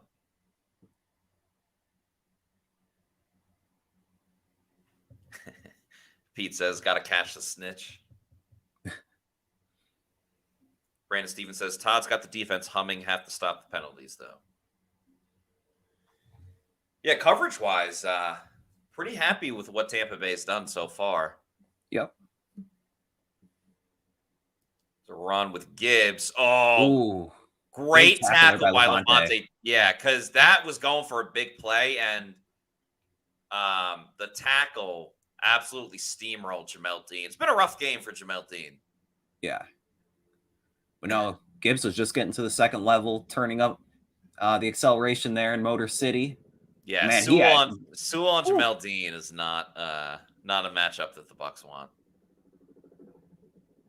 What a stop by Levante. A lot of green grass ahead of him. Williams Early goes in short. motion. They QB sneak it with Goff. He gets the first down.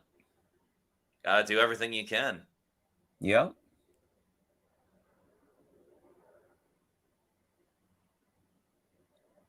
Be interesting to see how animated Dan Campbell gets in this game. Yeah. Two opposite ends of the spectrum in coach personalities, Very I gotta much. say. Cool though that they coached together. Yeah. In Miami back in the day. I think it was like 2011. That was a while ago.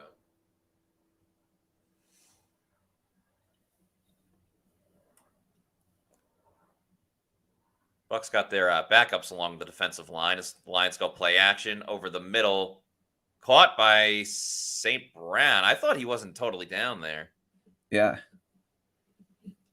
But it's clear the Bucks are not allowing the big play because Goff has had a little bit of time, and he looks, and then throws it either underneath or to the running back. So they're going to make the Lions really earn it for sure. As they run it on second down with Gibbs. Big time tackle nice for a play. loss. KJ Britt in the mix. Will Golston as well. too. Golston's got to be fired up. He's from Detroit. Getting to play there.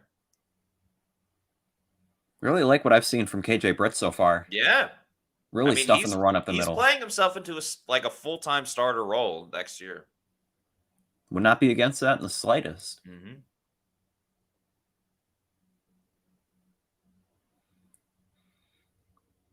They blitz Britt on third down. Oh, nice coverage by Carlton Davis, but Better catch. Round for the first down. Yep.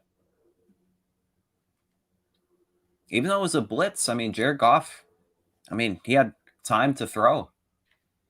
Gibbs picked up Britt, really stuffed him. That he did. Right at midfield.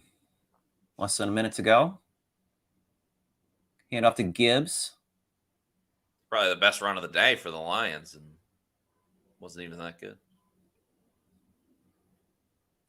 Yep.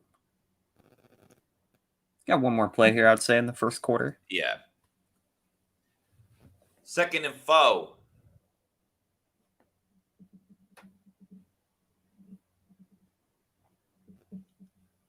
Man, Gibbs. What a season for him. Yeah. Even though he's injured for a little bit, still put up numbers. Lions go play action. Shaq Barrett in pursuit. They dump it off. Great coverage by the Bucs. Britt there again. And Levante David teaming up to get Kabinda.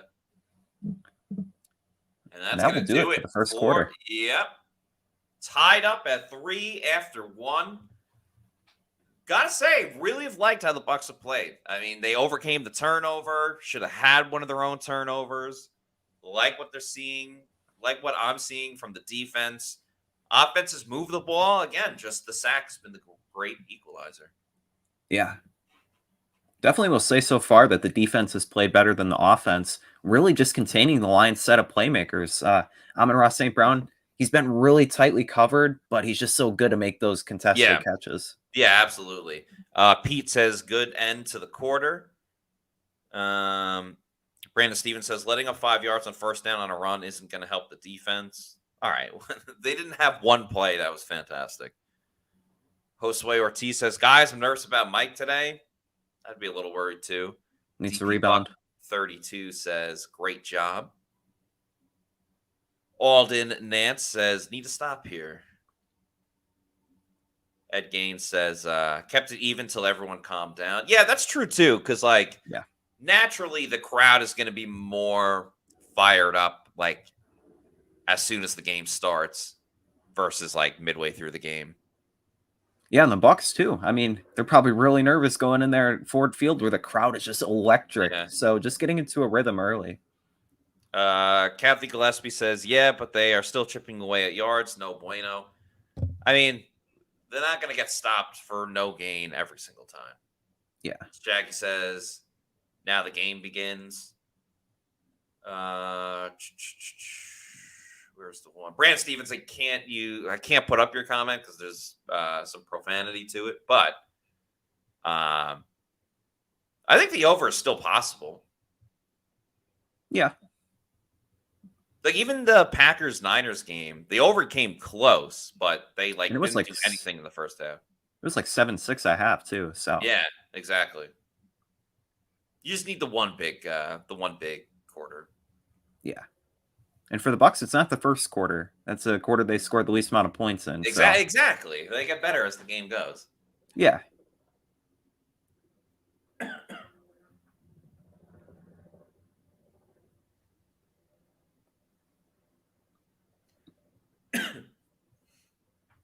So they're doing Deal or No Deal Island now. It's just it's just Survivor with Deal or No Deal. With a briefcase. Yeah.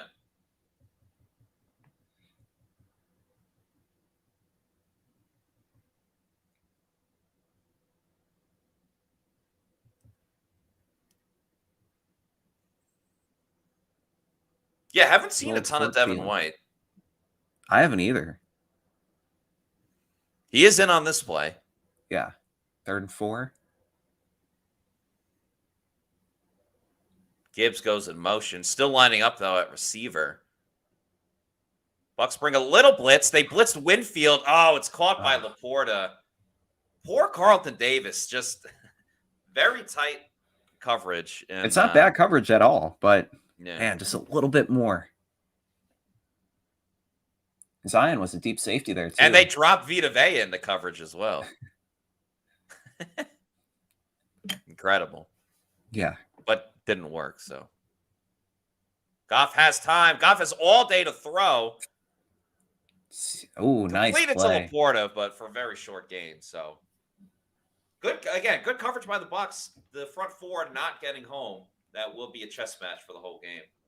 Yeah, this comment from Long Lost Glacier says it perfectly. 0 pass rush so far, besides a couple blitzes by Winfield, not really getting to the quarterback.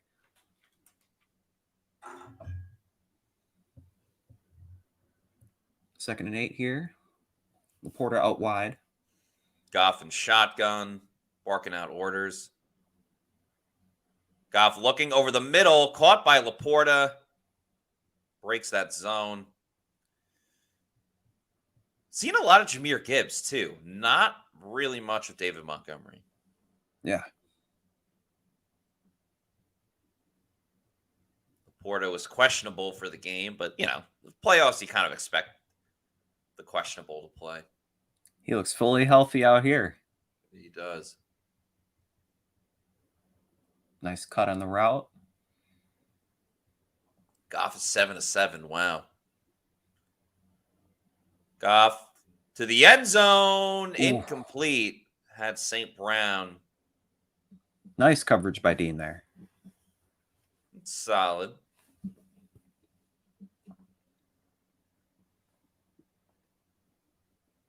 I think an underrated aspect of this game is how good the Lions' offensive line is. Like, I would say it's a top 5 unit. Yeah, they've been doing fantastic. So that's a good observation for sure.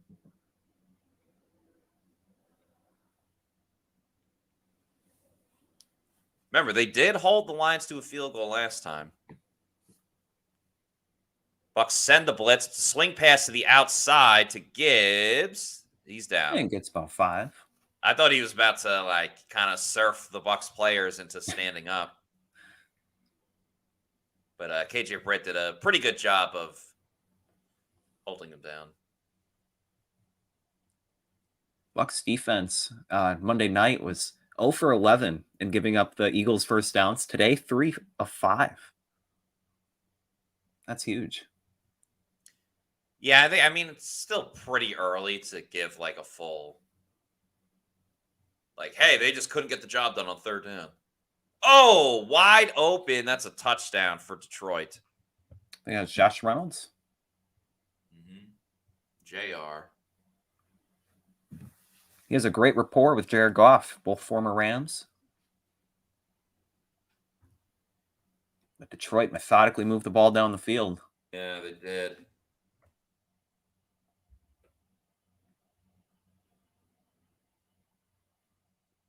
Yeah, Winfield went away in his assignment. Looks like covering Amon-Ra and left Reynolds wide open. Yeah, curious if there's a mix-up or what it was. Extra point is good. I'll make it 10-3, so.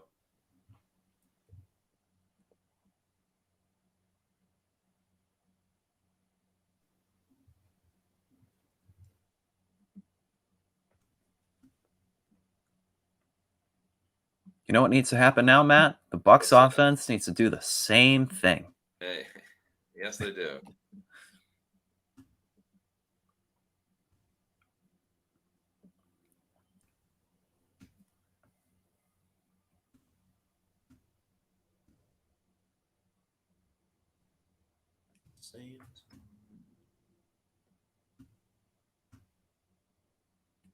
Yeah, quite a few comments here mentioning it was Devin in coverage on that play.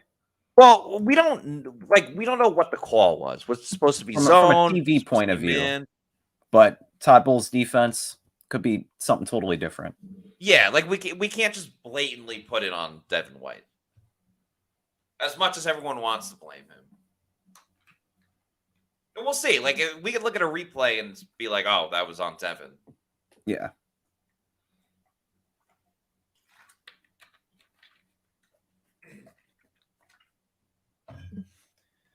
Richard Taroka says, here. Yep. Yeah, I've been saying Goff is good versus Bowles defense. He knows how to pick it apart. He is pretty good against them. Yeah. Even going back to the Rams days. Jonathan Bott says they need Celsius. Yeah, not just any Celsius. They need the essential Celsius with the extra caffeine, you know? Oh, yeah. That's the way to do it.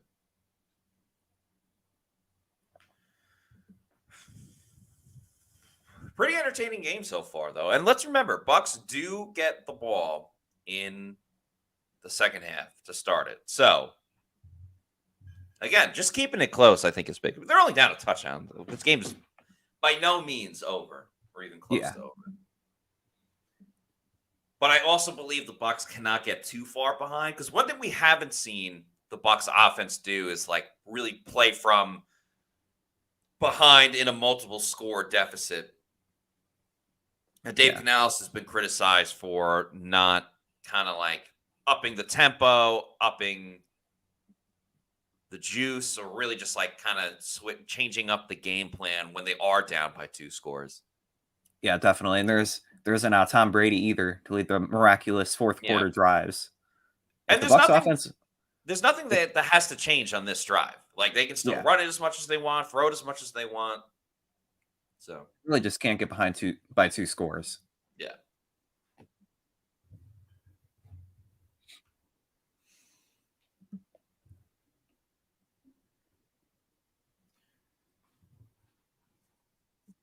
All right, Bucs start at the 25 as they show Baker conversing with his fellow wide receivers. Having a little meeting. A little chit-chat. Brad Isaac in there as well, Bucs wide receivers coach.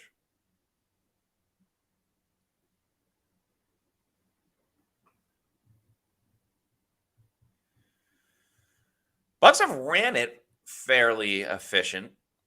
They have. They can't abandon it either. Yes. Chase Edmonds in the game now. Trey Palmer goes in motion. You got Mike lined up to the left. Baker comes out throwing. Dishes it to Chase Edmonds, who gets about 4 or 5 yards. Agree with what you said earlier. Want to see more short passes to set up the big pass, or short runs to establish it. Because you just gotta neutralize the blitz of the Lions. Yeah.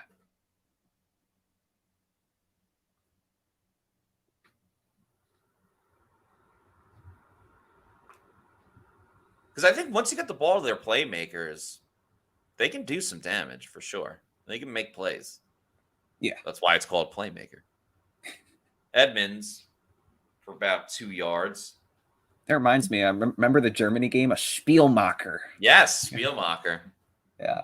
That was a wild game. Yeah.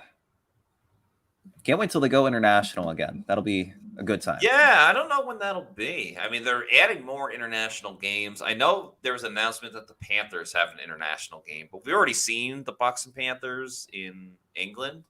Yeah. So, I don't know. I want to see it against like another NFC team besides the South. Yeah. Baker and shotgun. Throws over the middle. Caught by Edmonds. Oh, I think he's short. Man. Do you go for it? I would go for it. Be aggressive. Oh, there's a flag on the play, though. Oh. And I think it's on the Bucs because the ref immediately went over to Dan Campbell. Yeah. Pass interference. Wow. Did you say 89? Was that David Wells? Kate Oh, 88. Kate Otten. Okay. It's like Wells is inactive. So we've seen a defensive holding on a run play against the Bucs defense, and then offensive pass interference. Ooh. I mean, he clearly runs into him, but I feel like it's just one of those. It's like he's trying to run his route. Play. Yeah. 3rd and 15. This has not been the Bucs' bag in these 3rd and long situations. Yeah. If I'm the Lions, I send the blitz. Bucs haven't been able to stop it. Great rush up front. Dumps it off to Edmonds, who breaks a tackle. Gets momentum. Oh, he's so close. Oof. Brad is got his jersey pulled. Screaming at someone. I almost think you go for it. They're not. Baker's already off the field. Todd making kind of a frown face. Yeah. 4th and 1. Oh, man. Now, that's a tough choice, but it's still so early. Yeah, but you want to get the Lions the ball back? The analytics say to go for it. I would go for it, though. Come on. Show some guts. It's like if the Lions score again, it'll be a 17-3 game. So what? They could score right now, punting it back. No, that's why I'm saying they should go for it. Yeah.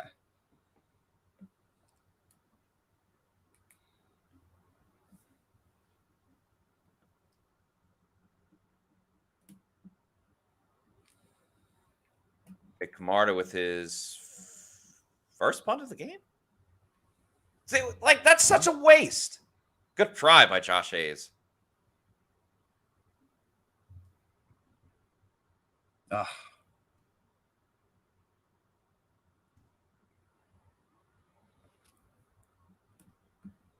Show some guts. No guts, no glory. Cowards. Everyone in the chat, go for it. What's your opinion on the pass interference call on Kate Otten, though?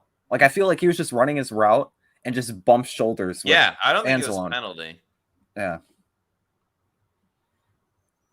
Iron Bear says no guts. Tom says not a good half so far. Shut up, Slick Rick. Todd Bowles needs to go. Get out of here. Why wasn't White in? Said Jameel Jones. I mean, Chase Edmonds gets a couple of drives where he's in. Yeah. He didn't do a bad job at all either. Joshua Porter says, "Hey Matt. ... Remember when I said Ayton first 5 minutes 9F this game? Hey Josh, I have no idea what you're saying." Yeah, the Mighty Gunner says should have went for it. Yeah, Nicole, show some fight, man. Gotta agree, it's a playoffs. You gotta be aggressive. Tom says, "Where is Godwin?" Bucs have been doing this for several weeks where they just don't use Chris Godwin until later in the game. It's like what they did with Kate Otten last year.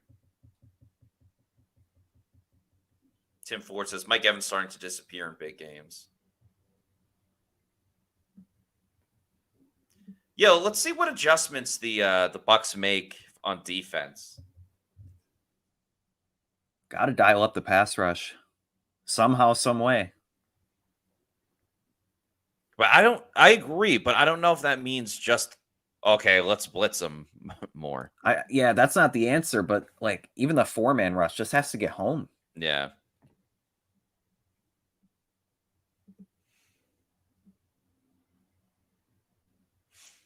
Okay. Little stats update. Baker's 5 of 7, but for only 67 yards. Rashad White, 3 rushes for 25. Chase Edmonds, 2 for 10.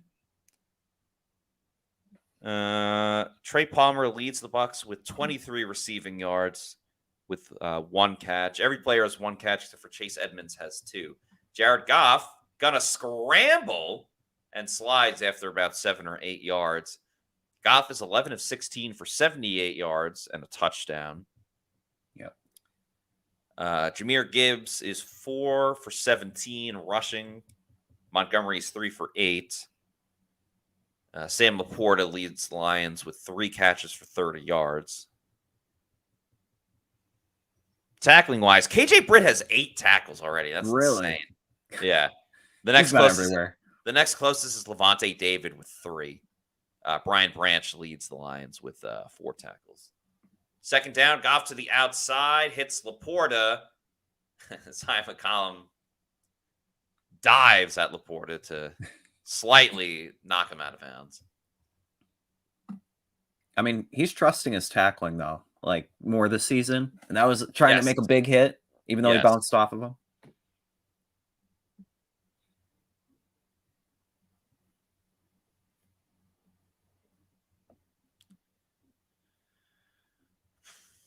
Buck should have went for it. May come back to bite him.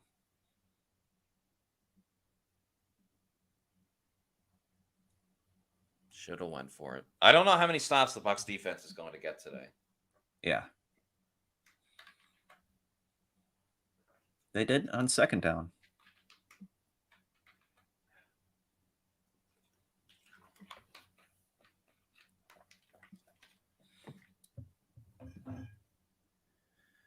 Yeah, like they've allowed teams to get into third and short. It's 2nd and 9 on this play, but they haven't allowed the big play. But again, that doesn't matter if the Lions could just move down the field with 10 plays. Izzy on the blitz. Laporta wide open over the middle. Oh, was that a... I thought that was a horse collar for a second. Ooh.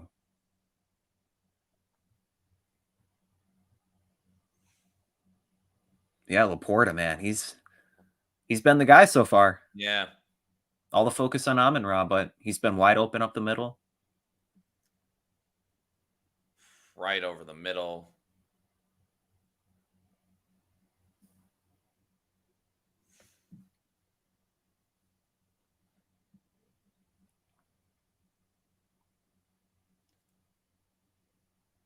Line's been throwing it all day, too. Now Goff going deep, has a man. Carlton Davis, good in coverage. That was Williams he was looking for. Williams famously had a touchdown against the Bucs in Week 6. Another former first-round pick.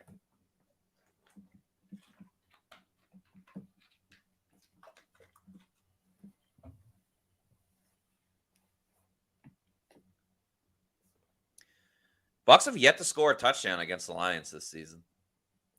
Yeah.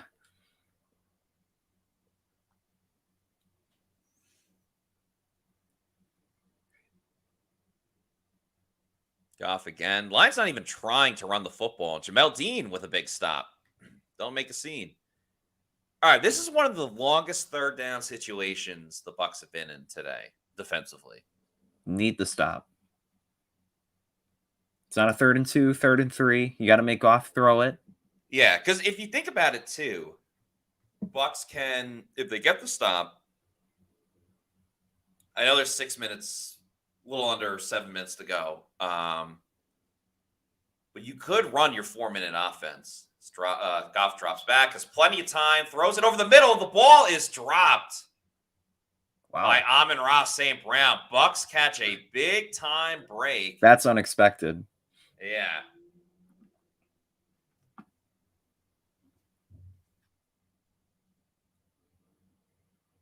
Bucs offense gets the ball back. Todd Bowles, he trusted his defense. I mean, did they prove him right or did they get lucky?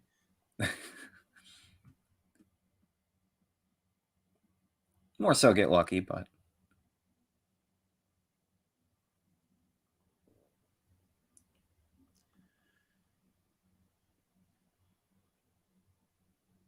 Then Tompkins with the fair catch. Bucs will start at the 15. Shaggy says JTS in coverage. Balls likes to do that. Put random guys in coverage. John the Bot says sometimes luck is needed. That is very true. Yeah. DP Buck 32 says, come on, offense, wake up now. Narav says, if there was ever a time to be lucky, it's now. Nicola in all caps says, let's go now. You need that all caps energy today. Yeah. Yeah, very important drive. Very, very, very important drive.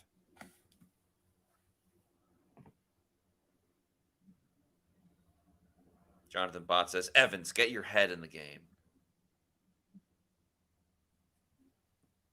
Miguel Ramirez says, nice long drive, ending with points to give the D a rest would be ideal. Umad Push Square says, Evans and Godwin, please. Paige and Chris Godwin says, long lost Glazer. Alden Nance says, critical defensive stop there. The play reaction says, I'm feeling a deep betray touchdown coming. He woke up feeling pissed off. We'll see. Kathy Gillespie says, we may need to count on our puppies, as Todd Bowles famously calls his young players. They got a lot of them. They got a whole litter of them. A whole litter. That's right.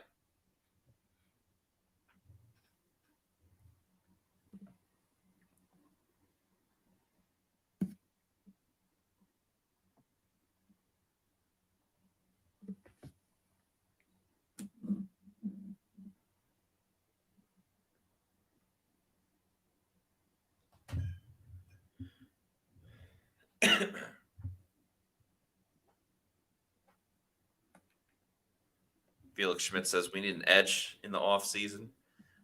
That's an upgrade I would like to see, is just the Bucs being able to generate pass rush with 4. I would say that's probably the biggest need. I don't know if you agree, but I would say that, and then probably an interior offensive lineman, like to replace Robert Hainsey at center. Yeah, I would agree with that. I would also say probably like a solidified strong safety. Yeah. But we'll talk about this in the offseason. We're in the middle of the biggest game of the year. Right. The Lions starting guard, Jackson, is questionable to return.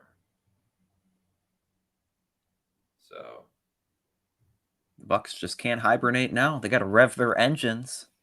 Yeah, Jonah Jackson, questionable with a knee injury. All righty, let's see how the Bucs do on this drive.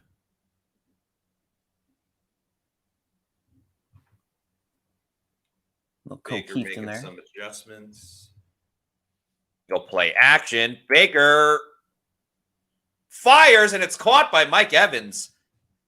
Hitched for a second and then went. So I was worried about that for a moment. But that helps with the Mike Evans receiving yards, which is good. It does. As Nicole says, Baker Zin Mayfield. He's a zinny guy. That's Nice a great throw. Stepping up in the pocket. Mike stays in bounds. A dart. Get out of their own end zone. 41 receptions for Mike Evans. Very nice. Baker with a little play to Chris Godwin. There you go, Godwin people. I mean, he doesn't go anywhere, but at least he got Chris Godwin involved.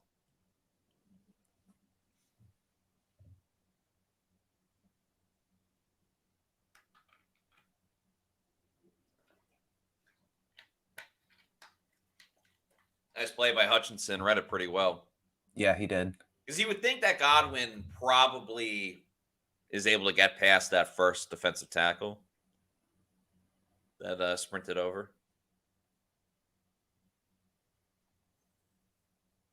Don't run it here. Let Baker bake. For real. Yeah, they're going to run it. Though the Bucs have ran it well today, so I shouldn't discourage the Bucs offense too much.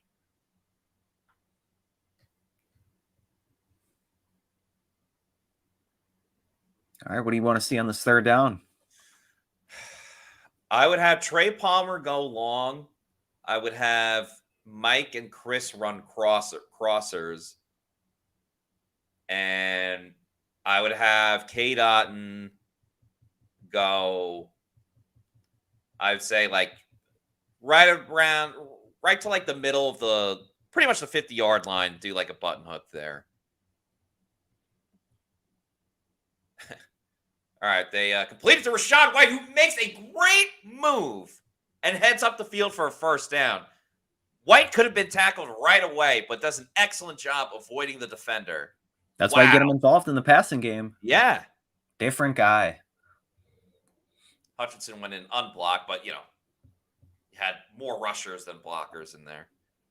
So had to get it quick. Rachaad White just makes a great play. Yeah. Baker's officially at 100 yards, 8 of 10, so he's been completing the ball. One of those to the other team for an interception. Yeah, I'd get back to the ground game here, but they go play action. That works too. Finding K. Dotton, who heads up the field for a first down. All right, Bucs feeling it here. 3:50 to go on the clock. Down to score, looking to tie it up. It's looking like their best drive so far. Mm-hmm. I like the play calling. Maybe sprinkling more runs, but respect the pass.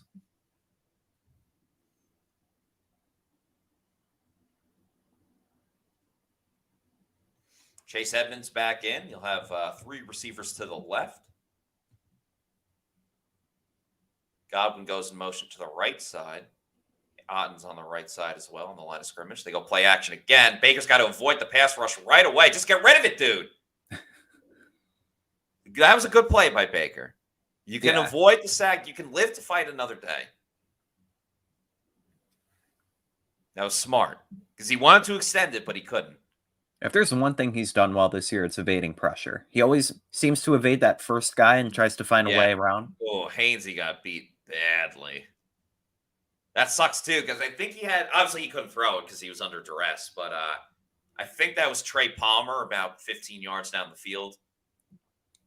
He was open. And the Bucs are just teetering on field goal territory. Snap it. Yeah. That's offsides. Whatever. Good run by Chase Edmonds. He jumped, yo. Nothing. Yeah. All right.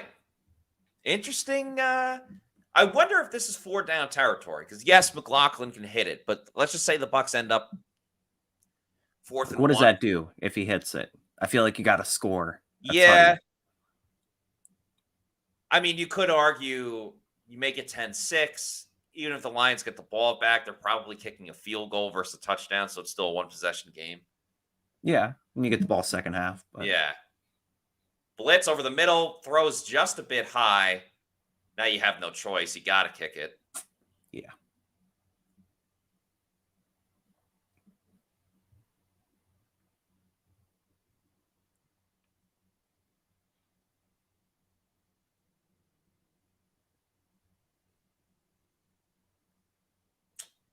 Again, that Lions pass rush really getting. Probably still should have been caught. Yeah. Right through his hands. Chase McLaughlin, a 50-yard field goal attempt. Snap is good. Kick is up. Doink. Oh. No money. No. And that's it. Card got declined on that one.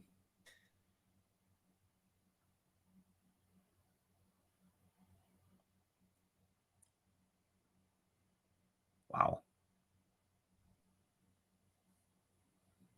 Streak is over. And like we said in the pregame, missed field goals killed the Texans and the Packers. Now the Bucs may suffer the same fate. Yep. I mean, you can't afford it. It's like shooting free throws, free points. It is.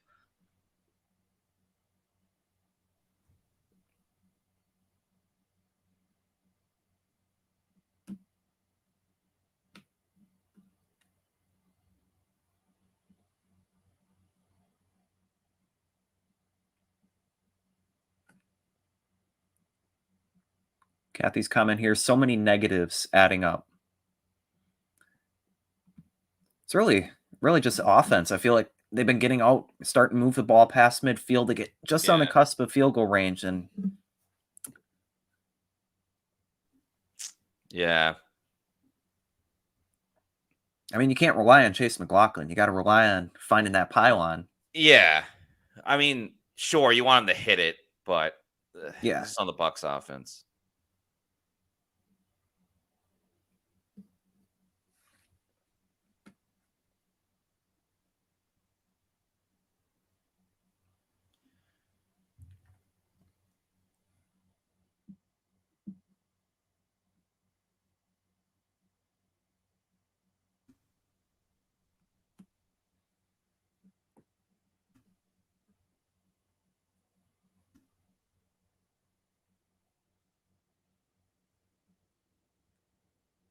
This is weird because like the Bucs have moved the ball really well. I feel like not really well. They well, they haven't scored a touchdown efficiently. Yeah, like getting past midfield, and then at the 30, it's just like nothing.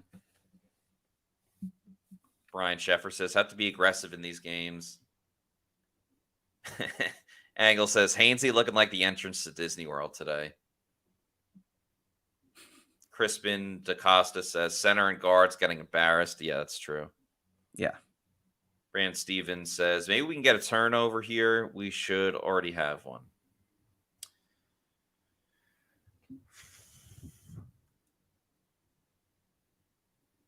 Brian Molinaro says, what feed are you watching? I'm watching the TV feed, and this chat is always a play ahead. Yeah, we're watching on TV as well. I'm not sure where you're watching from.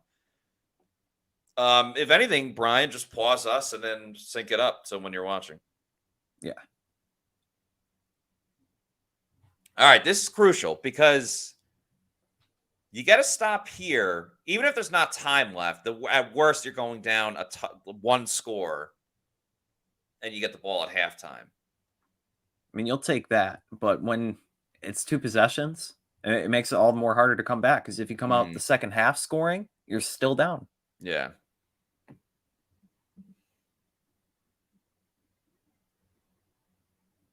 It's like Jackson getting his left leg looked at. He's questionable with a knee.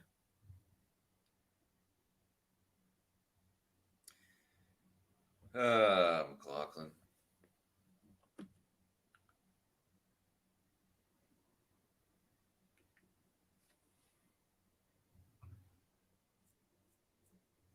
Yes, comment here kind of says it. We are beating ourselves. Yeah, referring to the I Bucs. would say so.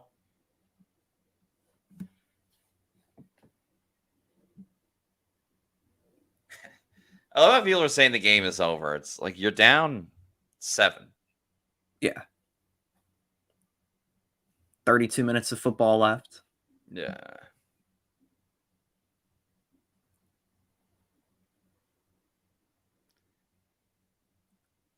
Bucs guy says no pressure at all.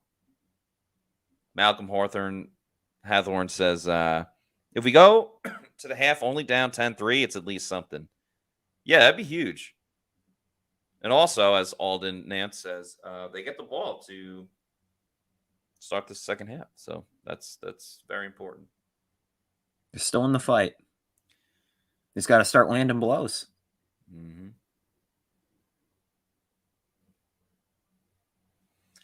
All right, people. Let's try to be a little positive. They're down 7. They're not down 70.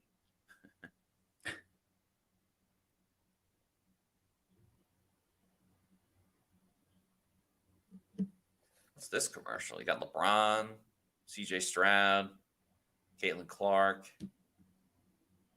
Very star-studded. Wemby. The Mariners guy. Mr. Julio Rodriguez. Yeah, okay. Bowman. Oh, it's just a card thing. I miss the old ESPN tickers, though. Or for, like, the scores and stuff. Yeah. I feel like all of them were better back in the day compared to now. They were. We need, like, a retro broadcast. I feel like that'd be pretty cool. Yeah, we'll have to get our graphics guy on it. Because I know like baseball teams do that. They have like 70s night or 90s Yeah. night. Yeah. Every hockey team does it too. Yeah.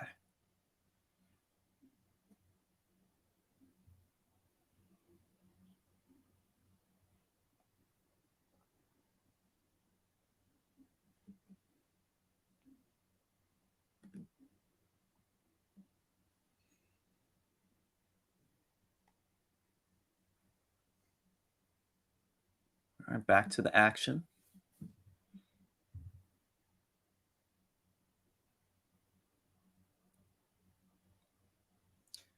All right, 2nd and 6. Oh man. St. Brown makes a nice play. Yeah. Fights for that first down.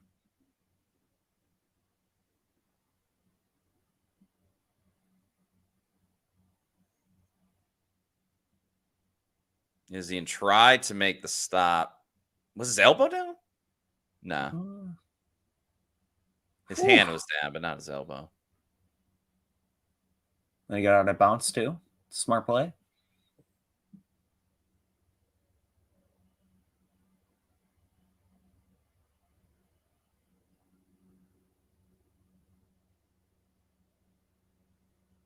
Let's see. Showing it again. Oh, his elbow was down, the left one. Oh, word. Okay. That was right.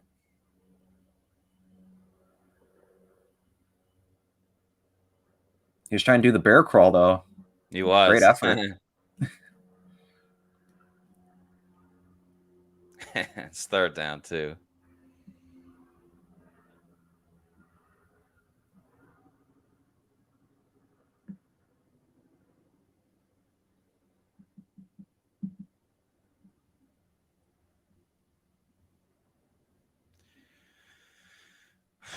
Tough one for the Bucs. All right, just call the damn friggin' decision. These refs take so goddamn long. Yeah. To make these plays. They make a spectacle out of it. It's like yeah. it's really, really simple. We're really not there to watch the refs. I promise every single ref. All right, 3rd and 1. A long one. Yeah. And Goff is sacked by Kalijah Cansey. Call your timeouts, Todd. All right, they do. Oh, and Ragnow is down, and he looks to be in a lot of pain. Holding his knee. Wow. Big turn of events there. Kalijah Cansey. Little jump. Swats away. Oh, damn. Ooh, that's rough. And the stop clock, the clock stops because of the injury. Yeah. Timeout Todd gets to keep it? Yeah, so timeout Todd gets to keep. What a play by Cansey, though. Yeah.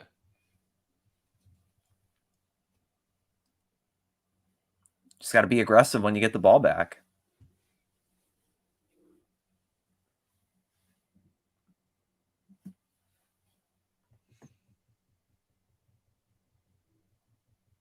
So the Lions may be down 2 starting offensive linemen. That's huge. Whew.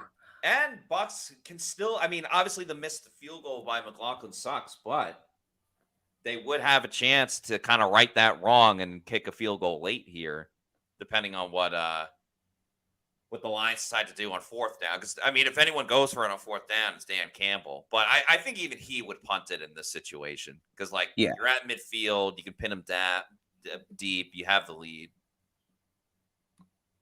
We shall see. Kalijah Cansey making it very difficult to choose who should be the Bucs Rookie of the Year. Man, that is a tough one. If you had to pick, who would you go with? It's either Cansey or Yaya. Yeah. Although Cody Shout Mauch, out Izzy in, though. Yeah, and Cody Mauch deserves to be in the conversation. I mean, he started at guard all year long. I think I would still go Yaya because Kalijah has help of Vita Vea, where there hasn't been the production at outside linebacker. Yeah. But I mean, there's no You can't go wrong. wrong. There's It's no like wrong 1A and answer. 1B. Yeah. What about you? I would probably lean Yaya as well, just because he affects the game and like getting tackles for loss as well. Where Cansey, he's really good pass rushing, but maybe the run defense isn't where you want it yet. But man, it's just so close. Chris Hobson says Yaya and then Cody. Jonathan Bott says Yaya, but it's close.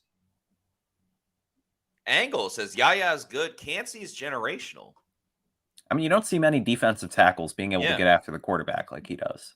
Ed Gain says Cansey, he disrupts in plays you don't see. Very fair point. Yeah, that's a debate. Embrace debate.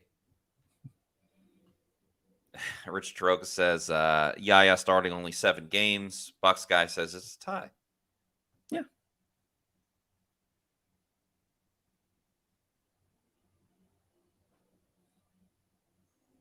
Brian Molinaro says give Yaya some time. He could be generational as well. All right. Don't do anything stupid. Don't do anything stupid. They did not do well. Tompkins has to make sure he doesn't do anything stupid. Yeah. He does not. All right. So the Bucs are going to have 1:28 to go. All 3 of their timeouts. You know they got to throw it. Yeah. They do have a long way to go. Field goal range would be nice. Goodell's at this game. I wonder if Goodell hops on a private jet and then heads to Buffalo right after. I mean, yeah, it's not a long flight at all. It's not that far. Yeah, he definitely does.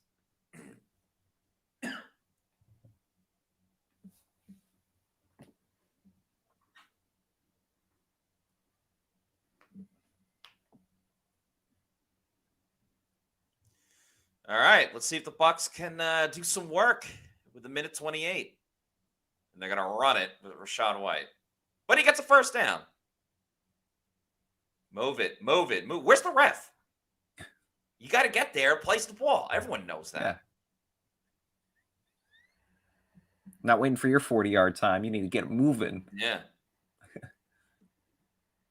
Baker going to the sideline. Dropped by Mike Evans.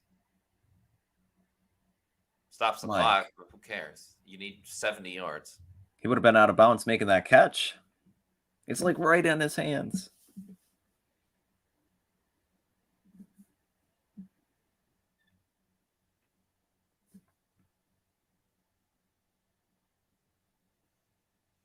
Baker sideline again. Caught by Trey Palmer. How you running the clock? This ref's a moron.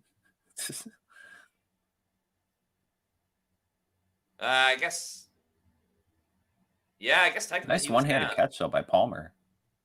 You're not going to call a timeout? Time outside. Oh, Baker! Baker with the moves to the 40. Timeout. There you go. Oh my goodness. I love that little pump fake that he did.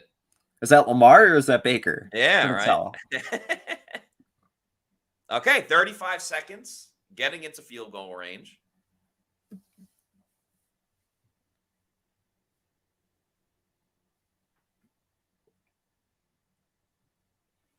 What a move. Loved that. Yeah.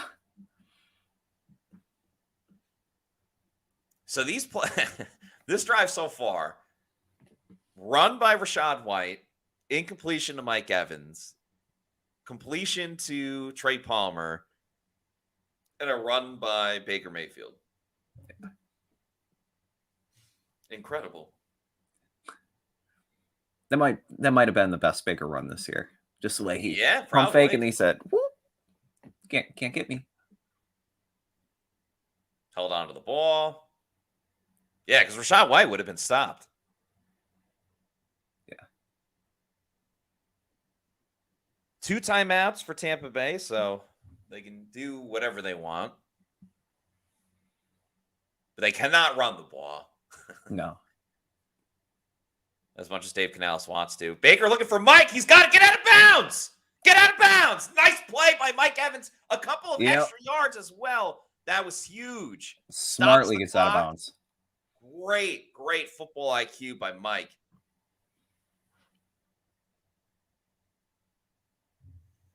Got him in stride. Great throw. Oh, nice little swim move. Good throw by Baker. Baker going deep again, looking for Evans. He's got it. He's got it down at the 2. Wow. Timeout. What a catch. Call a timeout. All right, they did. Wow, Mike Evans with an incredible catch.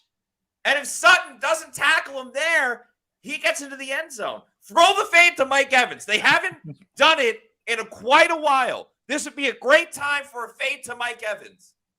17 You ain't seconds. lying. You need a quick play. You talk about this being the revenge tour. What about the redemption tour for Mike Evans Yes. on this drive? That's What a gonna get catch. Mike Evans over his 70 receiving yards, so that hit. Matty Diamonds.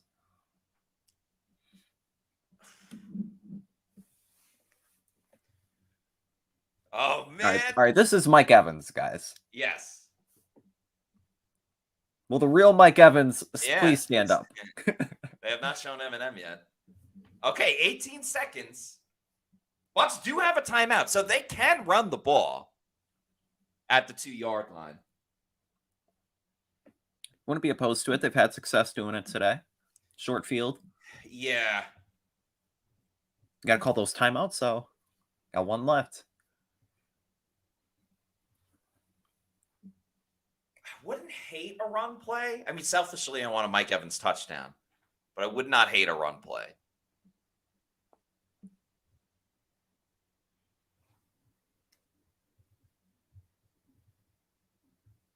If they could tie it in half, though, that's huge. Yeah.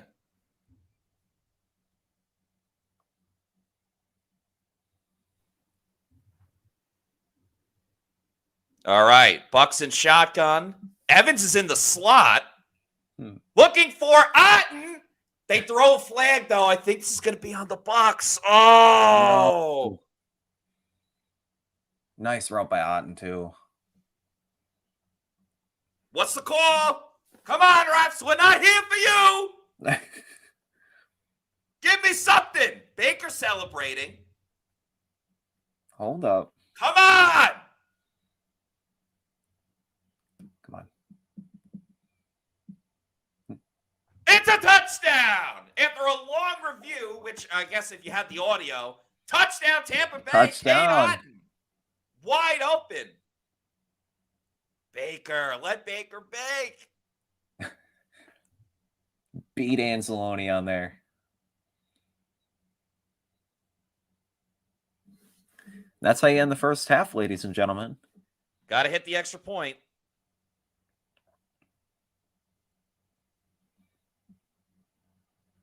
All right, we got a tie ball game, ladies and gentlemen.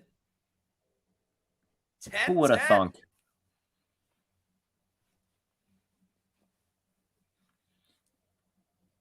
Momentum has shifted, and the It Bucs get ball has. second half. It has.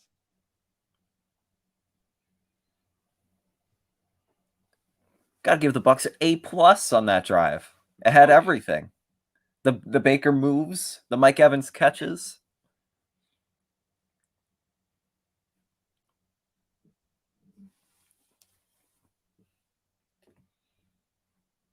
Man, that was big time. Whew. Let's look at these stats. All right. Baker Mayfield has 181 passing yards. Mike Evans, 4 receptions for 97 yards. KJ Britt, 10 tackles. Wow. Jared Goff has 99 passing yards. So Bucs doing a really good job of limiting him. I think you're hitting that over on the Baker yards today. Yeah, I need it all, though. And you probably just jinxed it. Oh, knock on wood. Oh, thank you to Kathy Gillespie for this $1.99 super chat. It says adjustments, both teams, thoughts. All right, for the Bucs, I mean, offensively, they've moved it pretty well. They get sacked and get in their own way. So offensively, I wouldn't mind if they committed to the run a little bit more, just because you limit those those potential plays where you could get sacked. Yeah. Defensively, they're keeping everything in front of them. I would like to see a couple of more blitzes sprinkled in and just force Goff to get rid of it quickly versus having all day.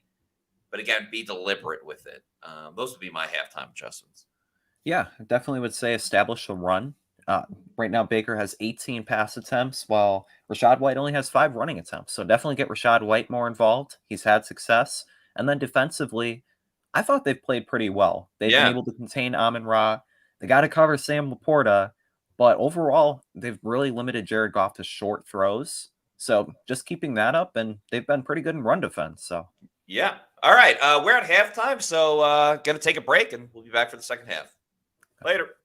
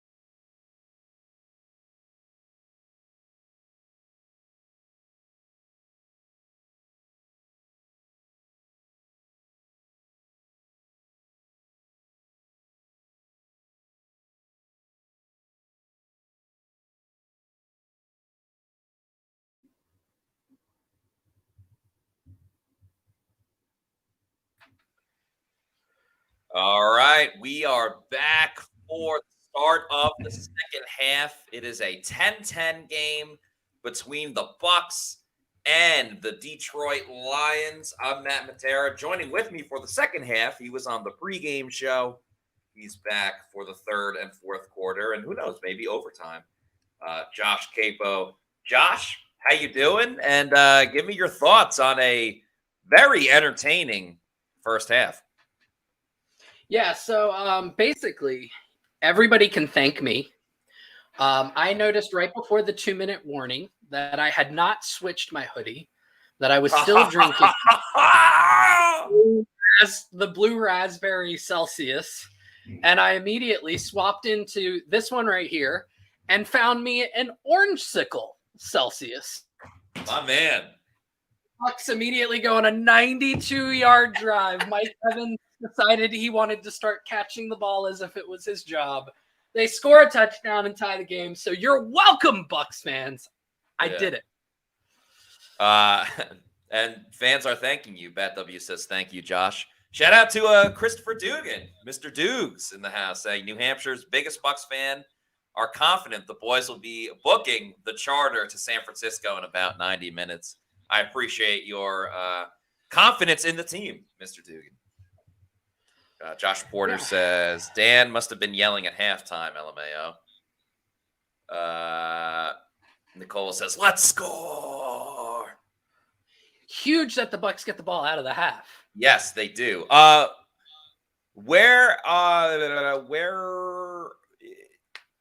are you watching this game? Chris Godwin and Rachaad White just crossed each other pre-snap motion. Okay, cool. I'm like a couple seconds ahead. Baker gets the snap, looking, throws over the middle. It's caught by Chris Godwin, who gets the first down. You probably are just seeing this now. Right there. Okay, yep. All right, I just paused it. Now I'm going to... Can we get a praise be to Godwin from you? Because praise be to Godwin. Thank you very much. One of my favorite things in the whole world is you doing that. Yeah, you're my good luck charm too with these bets hitting late. On pretty good pace. Baker is at 193. Mike Evans has already hit his over. Still need a touchdown from Mike, which if there's any Bucs player that's gonna get it, he's probably the most likely. And then Chase McLaughlin needs either one more field goal or 3 more extra points.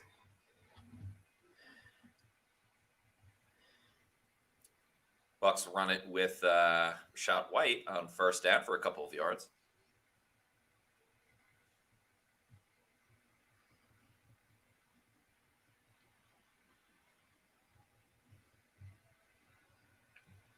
Apparently, Dan Campbell couldn't talk during the interview. I guess like he's losing his voice or something. That does not surprise me. That man yells just at normal decibels.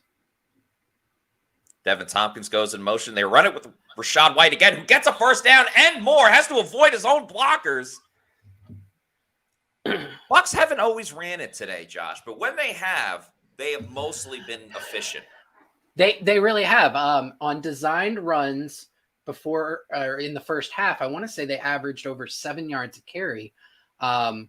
They ran it at non-efficient times, though. 2nd and 10 runs twice for decent gains. I think 4 and 5 yards on each of them, but just not really when you want to run the ball.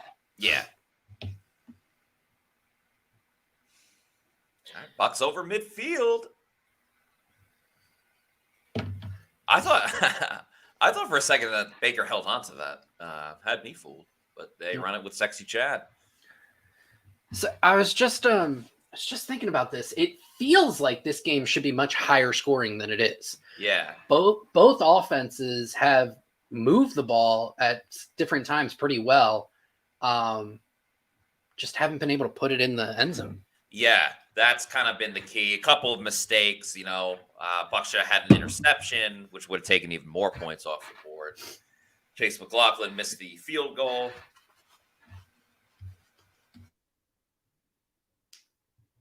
Bucs and shotgun. Baker looking to his left, gets away the pass. It's caught by Evans, who was going backwards a little bit, but he'll get the first down. Not the first down. He won't get the first down. He'll get close. Make it 3rd and short. I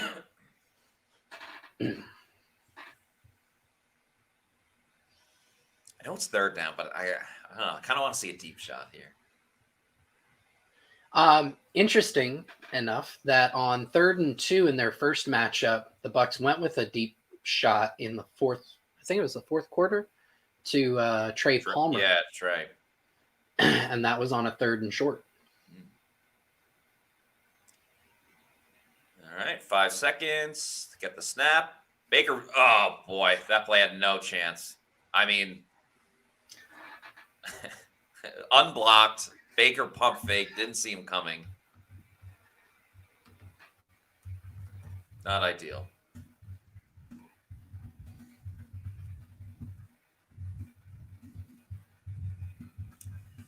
Yeah, looks like a little miscommunication there. It looked like Lions have gotten a ton of free rushers today. Yeah, they have, because that's what we were saying in the first half. Like, the Bucs were able to move the ball, but the great equalizer was the Lions would get 1 big blitz, or I guess 2 big blitzes in that half, and it would set up a 2nd and 15 or a 3rd and 17 and just really stall the drive. So the sacks have been the great equalizer in today's game. Even the Kalijah Cansey sack on Jared Goff really stopped the Lions drive and got the Bucs the ball back so they could score a touchdown. Great punt coverage by the Bucs unit. Cam Gill and Kayvon Merriweather. And they may get some more yards on this too. Oh, can we get safeties in a row in back-to-back weeks? Well, I don't think Anthony Nelson will be delivering it. Yeah. Unfortunately. Not on the first drive of the half. Well, Nelson, I think Nelson's out right now with an elbow injury. Yeah. I must have missed that. Yeah. Damn. No, I Dream of Jeannie. No. Jenna Lane actually tweeted that specifically as she was informing her followers that he was injured. Oh, damn. Man,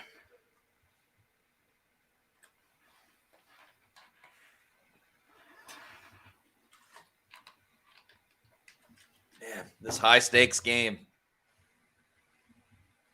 Playoff football. It's the best. And we got another game after this? Yeah. Now, on that sack, I mean, obviously there was a breakdown in the protection call that created the free runner. Yes. Baker's got to get rid of that ball. Oh, I agree. It's I do believe that pulled 3 points off the board.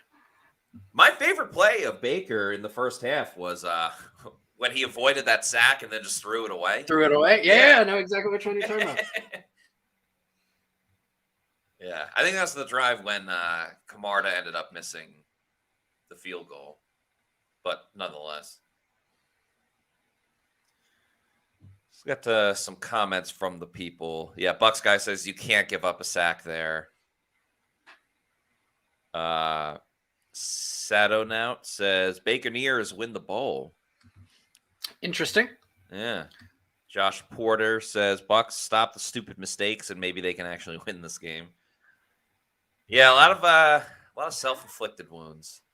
Yeah, overall, I'd say Baker has played pretty well outside of like 3 plays, and all 3 of them were free rushers. Yeah, where he's just got to get rid of the ball, And I'm not absolving the offensive line for that. And the second one, I want to say Rachaad White literally just fell, rolled his ankle.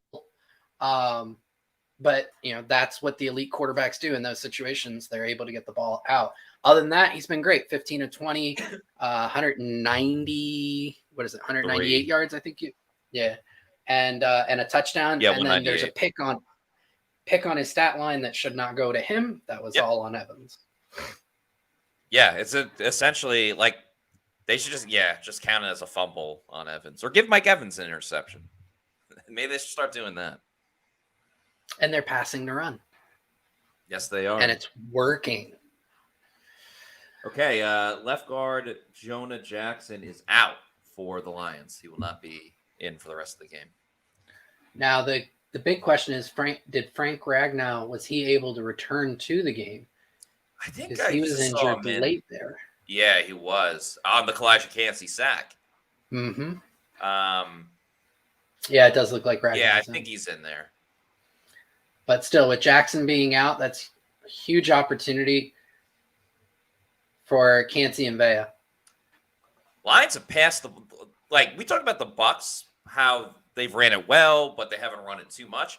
Lions just refuse to run the football and have been airing it out all game. But Goff only has 99 passing yards, so that's not been an air raid by any means. No, and I think this is the Bucs' reputation kind of coming into play here. I mean, they're not really trying to run the ball. Only 9 carries so far on the game between their two running backs. And now you get some pass rush in there. Goff has to get rid of it, and that's huge, Josh, because they were not getting after Goff except for the Cansey sack. They were not getting after Jared Goff in that first half, where they were playing good coverage, but the guys up front, the front four, just weren't getting it done. And then almost immediately, and maybe the injury to Jackson is a little part of it, they got into Goff's face right there and forced him to have to throw it away. Yeah, it's huge. And you'll notice that the game plan defensively is completely different because there isn't a lot of blitzes from the Bucs this week. Yeah, absolutely. And there's one. The blitz here. Throw over the middle. It's caught. And that's a lot of yards. There's a flag, though.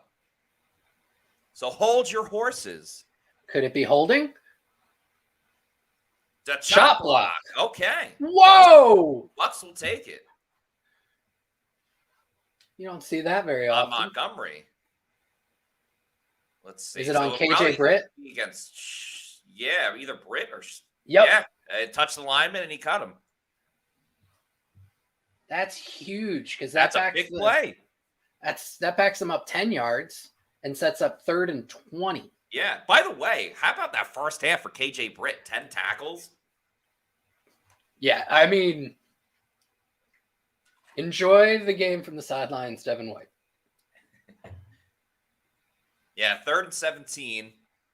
Bucs cannot. I don't even. That was a false.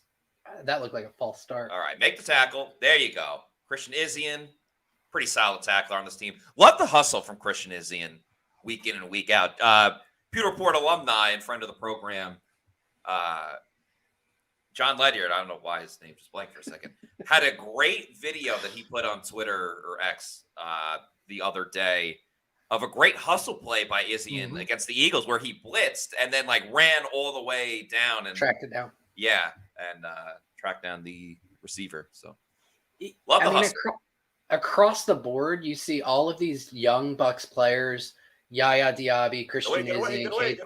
Sorry. Yeah. KJ Britt, Zion McCollum, even like JTS, all of them hustle on every single down. And, that's a credit to Bowles and the staff, too.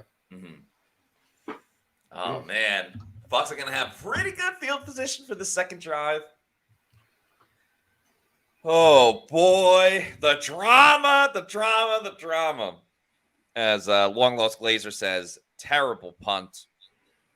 Josue Ortiz, good field position with an exclamation point. Ken Ricard, in all caps, says, great stand, LFG. Narav says, need points here, ideally 7. Why not 8? Let's just go for 8. Daniel Gomes, LFG.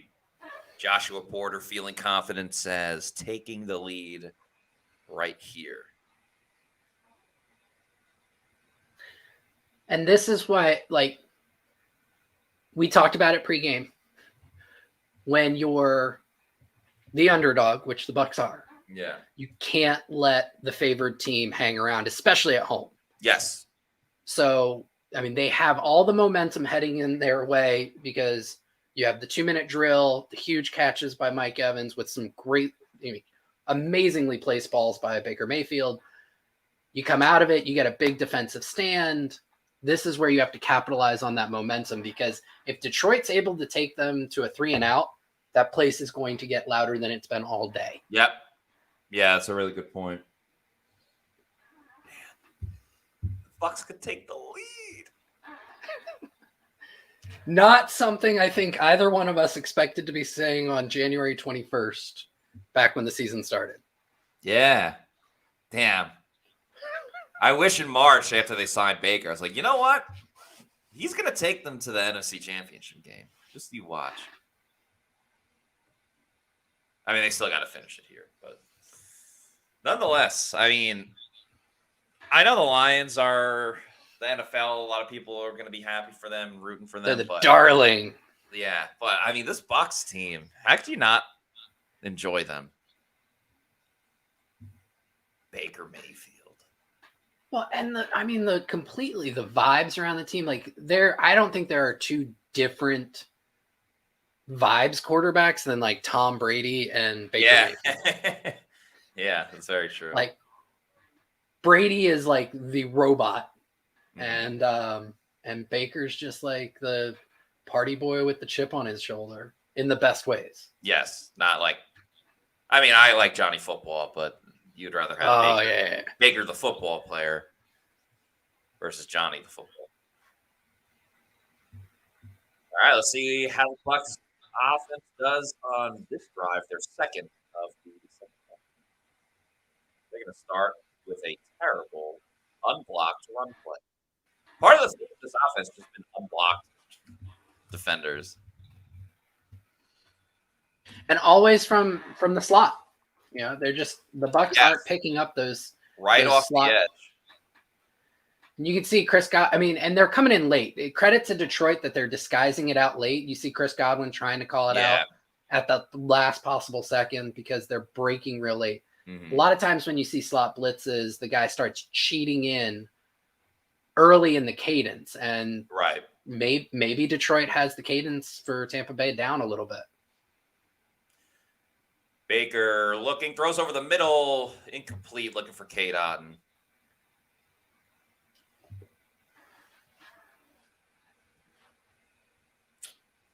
Kirby in on the play. Let's see. Joseph. Let's see. Was he open? Should he have caught it? Probably. Yes, yeah. Little tough for sure. Just standing right over K-Dot. That was disrespectful.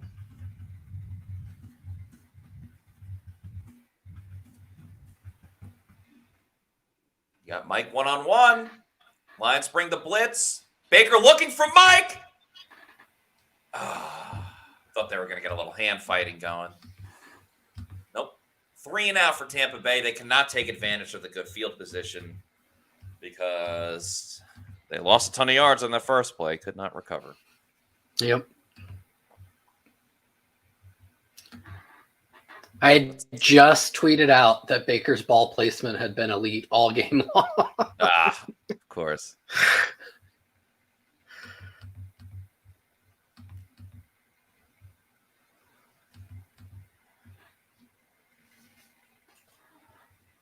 Bucs going max protect.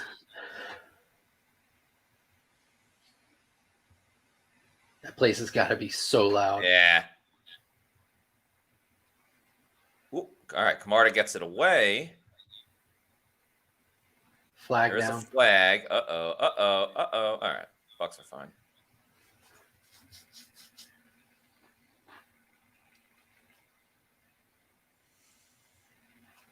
What's the call, ref?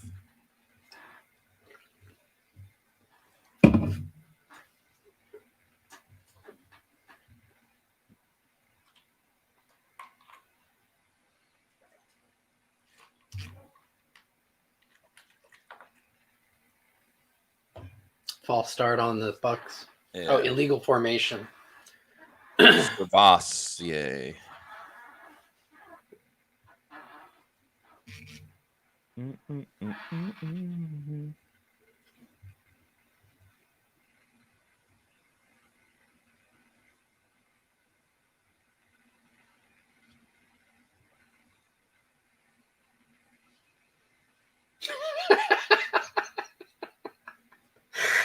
Ben Solak tweeted out, there are enormous chants ripping through Ford Field for Jared Goff, who is averaging 4.2 yards per pass attempt.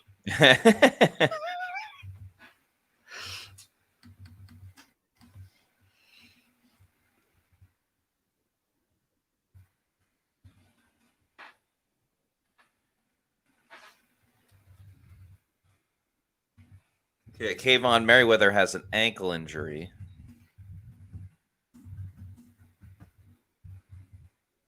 And is questionable.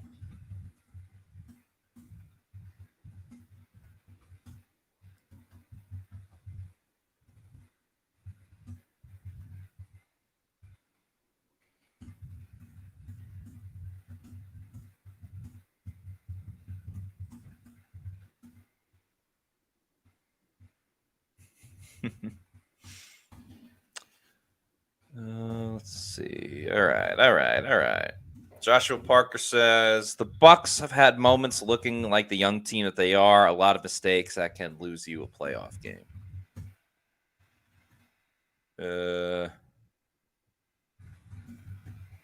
John Donovan says it really feels like the next turnover may just decide this game. Very true. Yeah, the way it's going. Craig White says, why wait until down 7 with 1 minute left to open up the offense? I mean, I don't know. They threw it twice. It was incomplete. It wasn't like they didn't try anything great. It's just the play didn't work. Yeah, I mean, earlier, in the half, you have K-Dotton dropping a ball right on his chest. Yeah. Baker got sacked on third down. They should be up, but they should probably be up 13-10. I don't really have a ton of issues with the play calling today outside of a couple of 2nd and 10 runs. I mean, even their first down runs are actually hitting. So, yeah, I don't know about that one on this particular game. Lots to, criticize Canales on throughout the season. But he's been pretty on it today. Baker having a chat. Some receivers. Trey Palmer, Chris Godwin. Man, the pressure. Lions go play action. Completed to Amon-Ra St. Brown for about 8 yards. Cam Gillen on that snap. The thrill. Trying to get that pass rush going.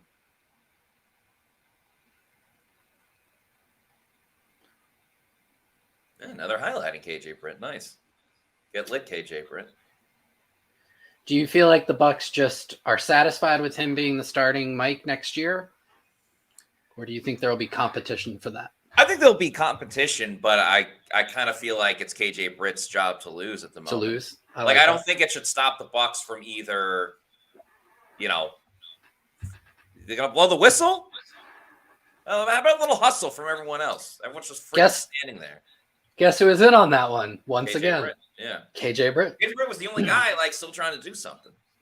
Yeah, I mean, I don't think that should stop the Bucs from either drafting a linebacker that they like, even though they took Servase Dennis last year, or maybe if there's a good free agent. But it's you feel good about having KJ Britt. All right, 3rd and 1. That's where Kalijah Cansey had the big sack in the second quarter. Lions go play action. Looking wide open is the tight end, not Laporta. Oh, Ryan Neal. Merriweather, good hustle by JTS, but that's going to put the Lions in scoring territory.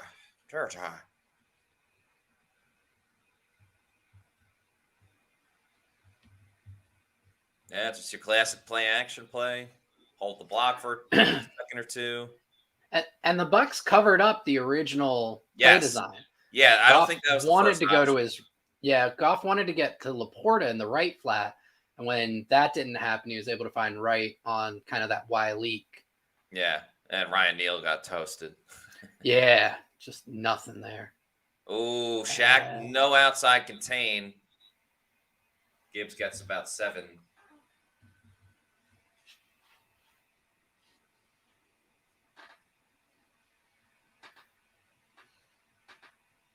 Why do I have a feeling the Lions are going to score a touchdown? The Bucs are going to score late, and they're going to go for 2 to take the lead, and Baker's going to, run it in with, pounding his shoulder into the defender and just gets the goal line. It's extremely detailed. Yeah. I don't know. I kind of have that feeling.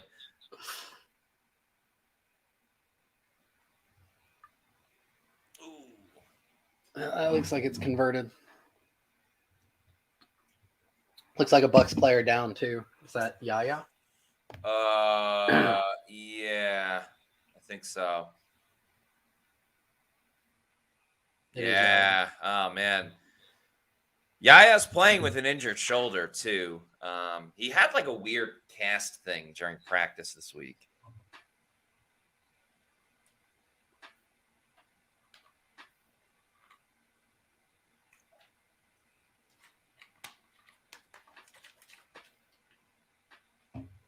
Yeah, I think Laporta got it.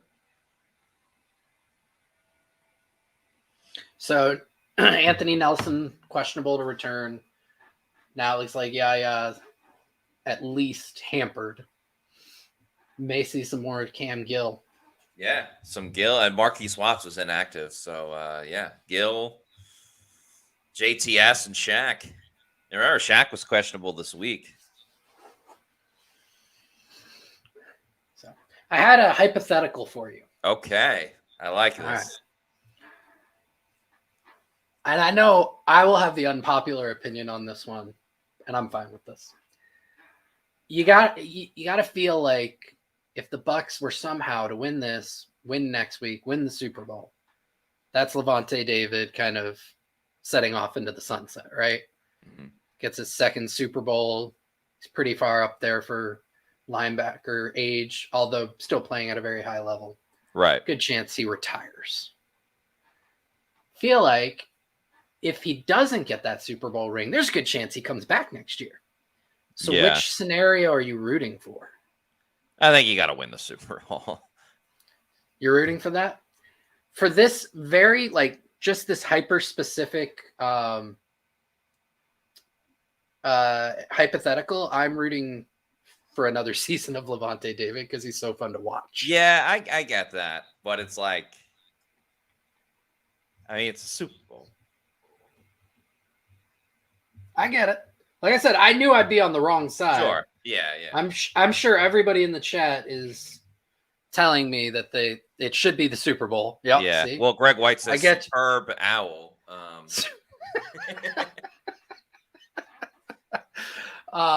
And I get it. I totally get it. For Bucs fans, that's exactly what it should be. Long Lost Glazer said, is Josh asking if we want to win the Super Bowl? I am asking that. Garrett Washington says, boo this man. And I deserve the booze. But again, as somebody who absolutely loves watching his tape, I don't want to lose Levante. Yeah. How about like, you could win the Super Bowl and then watch second scenario? Okay. My scenario guarantees a Super Bowl next year plus an extra year of Levante. So you lose now, but you get Levante David next year and you win the Super Bowl? Yes. All right. Yeah, I guess. So it's either you win the Super Bowl now or you get another season of Levante David and you win the Super Bowl. Correct. It's an interesting scenario. And of course, it's extremely binary, and those are the only two options that can happen in real life. Goff over the middle hits Amon-Ra. Ooh, damn. Who then trucks over LVD. Ah. Sorry, I almost dropped my water.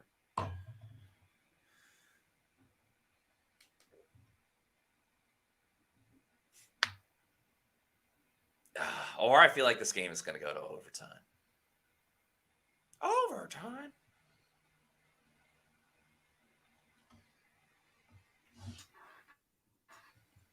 Okay, first and goal for Detroit. Montgomery is in the backfield. Haven't seen a ton of him today. Very tight formation. They run it with Montgomery, who cuts up the middle, picks up about a couple yards. 2 yards out. And this definitely seems like a situation where Detroit, if they do not score on second and third and goal, would probably go for it on fourth and goal. So a little more incentive for the Bucs to get some stops. We shall see. Oh, can we see an offensive lineman touchdown? I don't know if Dan Campbell wants to risk that again. Yeah. Ball over the middle. Oh, incomplete. Good coverage by Jamel Dean. Don't make a scene. Maybe he should start making a scene. He's been great in coverage, but that missed pick in the end zone is very much critical at this moment in the game. All right, 3rd and goal. Crucial moment for the Buccaneers. Get the stop, potentially force a field goal, allow the touchdown, and people will be sad. Montgomery in the backfield again. Fullback goes in motion. They go play action, throwing. Back in the end zone. It's incomplete. Ryan Neal gets the stop. They were looking for Laporta. What do the Lions do on 4th down?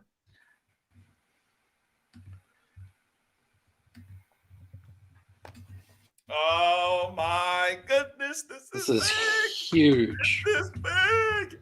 This is huge. This is drama. This is drama. What is Todd Bowles going to call? A play? Oh, 3 minutes to go in the 3rd quarter. Oh, do you run it? Do you do play action again? Do you just straight up throw it? They've got it in motion. They run it with they've got Montgomery it. and he's in. Not Montgomery, but it's a touchdown. That was Josh Reynolds, yeah. Yeah. Whew. All right. Not what Bucs fans wanted to see, but damn. The drama. That's good for the over.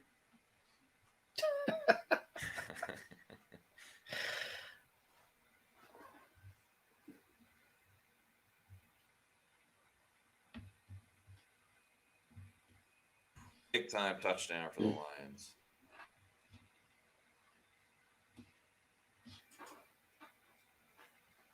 How will the Bucs respond? Looks like Frank Ragnall's still in a lot of pain.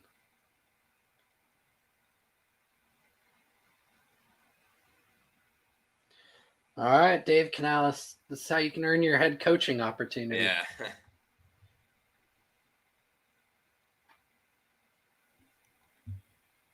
Boy, oh boy. Oh, man. This game is juicy. It's Miss Juicy, baby. That's an internet person.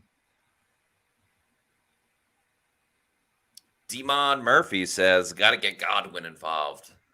Pat W says, you shall not pass.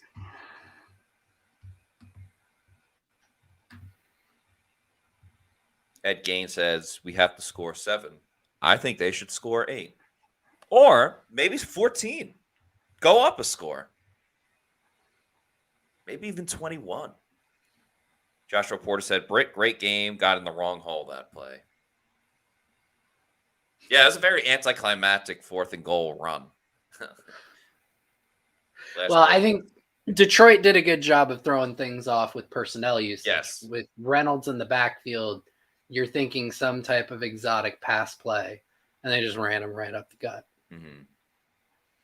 Timothy Wood says, Timothy Word says this defense has been bad. I strongly disagree with that. I mean, Lions have one of the best offenses in the league, and they've done a good job of limiting them. Some of it, the Lions have been self-inflicted. You had a couple of 3rd down drops. St. Brown, had a costly drop. So I think it's been kind of hot and cold for the Bucs defense.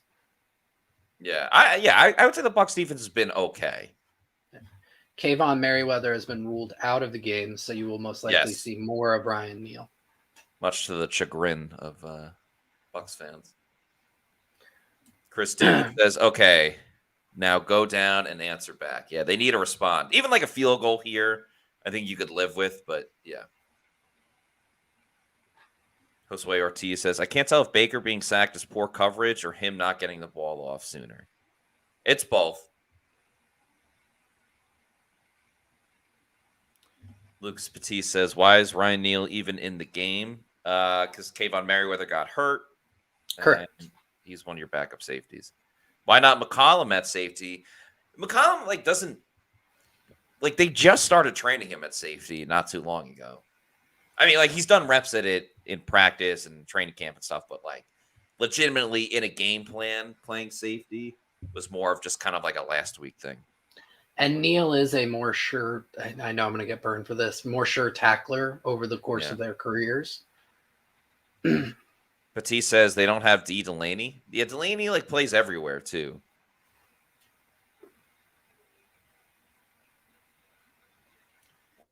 Oh man, that was a tough one on Ragnar. So with the Lions, because they have such a good running game, the Bucs are prioritizing a box safety. That's not Delaney's game. Like that's not where he works well. Ryan Neal and Kayvon Merriweather are much better box safeties.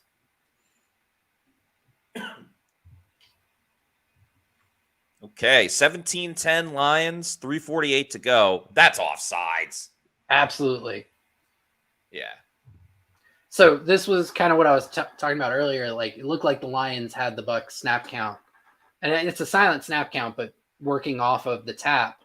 Yeah. Timed out, and it looks like the Bucs were able to adjust it a little bit, and they were able to get Brian Branch offsides there for an easy, just give me 5 yards.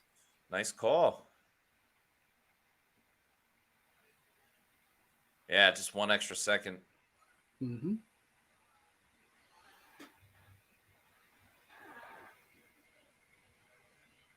So 1st and 5 for Tampa Bay.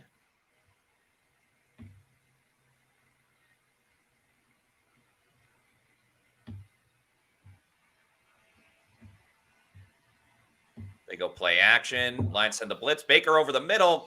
Cade Otton with the slightest amount of pressure around him.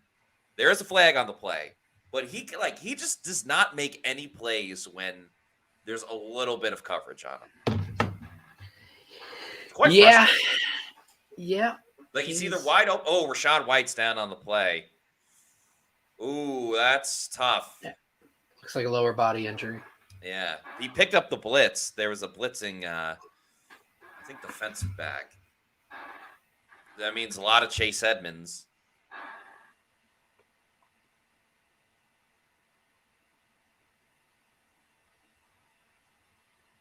All right, holding on the Lions. That's a 1st down for the Bucs, but obviously bigger concerns now with Rashad White.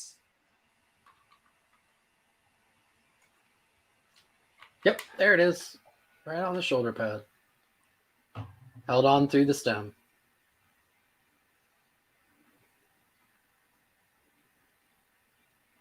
Let's see.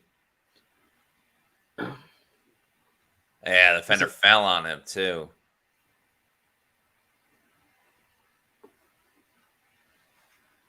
Remember, Rashad White was pretty banged up in that Carolina game 2 weeks ago. And he's been a warrior all season for them. I mean, yeah, I think he's like 3rd in the NFL in carries, and one of the highest snap counts of any running back in the league. No, absolutely. And they run it with Chase Edmonds. I like Chase Edmonds' running style. Oh, Gedeke getting into it with McNeil. Yeah, Edmonds much more sudden and explosive in and out of his cuts, whereas White is much more of a glider. Yes. Good visuals there.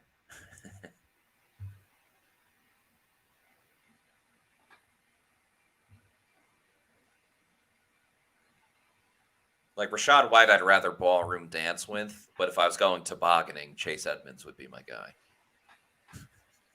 I like that. I was going to say, if you want to keep with the dancing allegory, then it would be, Chase Edmonds is like a twerker. Yeah.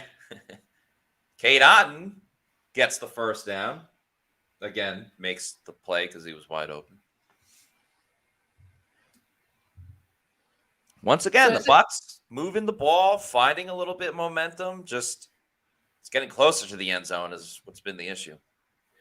Is it just me, or did the Lions have the most obnoxious defensive green dot in like the league?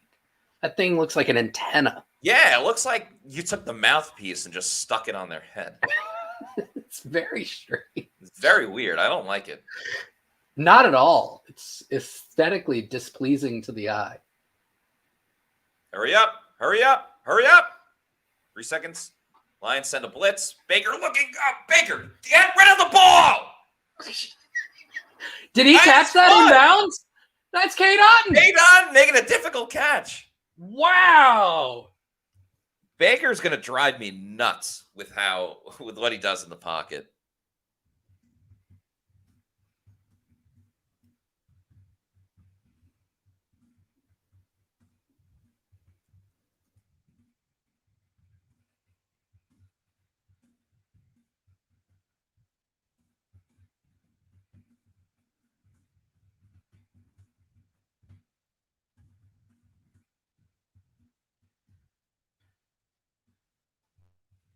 My goodness.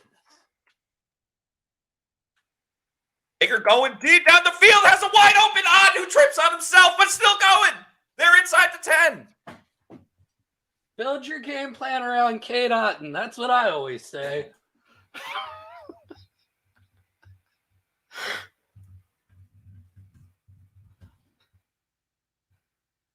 All right, Wow. Bucs are in business.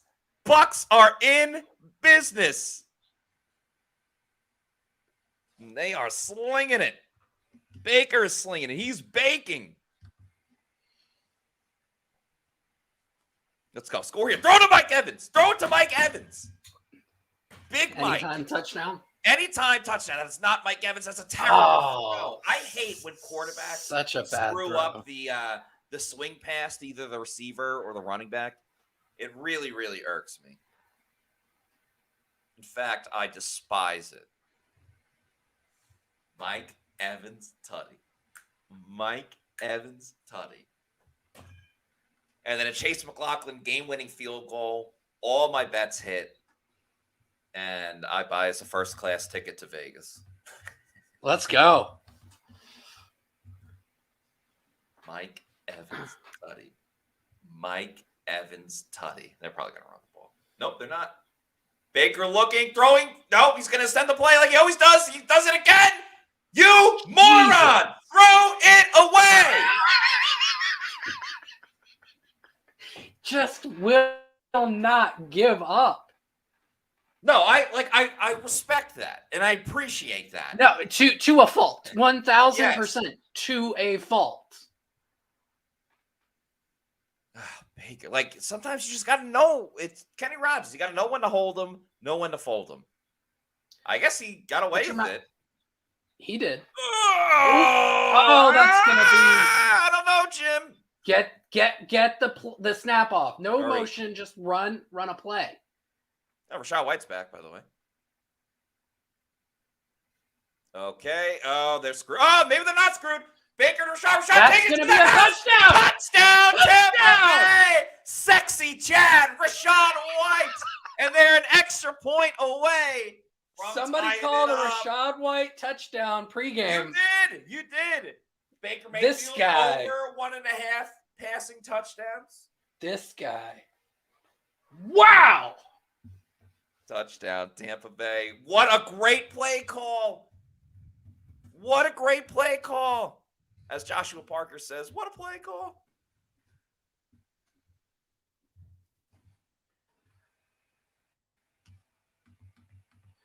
Look, Dave Canales has frustrated the hell out of me many, many times in the year 2023. Not so much in the year 2024. Very much so. Arbitrary endpoints. Oh, man. This It's Baker, tied. that throwaway they got that lucky. probably should have been a sack is going to loom big. And Lions fans, if the Bucs pull this off, Lions fans are going to have a field day on that play. They are. As if they weren't already mad about the lineman thing. Oh, yeah. Wow. This game This has game has been all the juice. All the juice. so good. So good. Oh, I love football. I love it. Brian Molinar says, Bucs got lucky. Baker was down. Who cares? You got a challenge flag. You could have used it. You could have thrown your little challenge flag. You did. Bat W says Baker. M says LFG Buccaneers.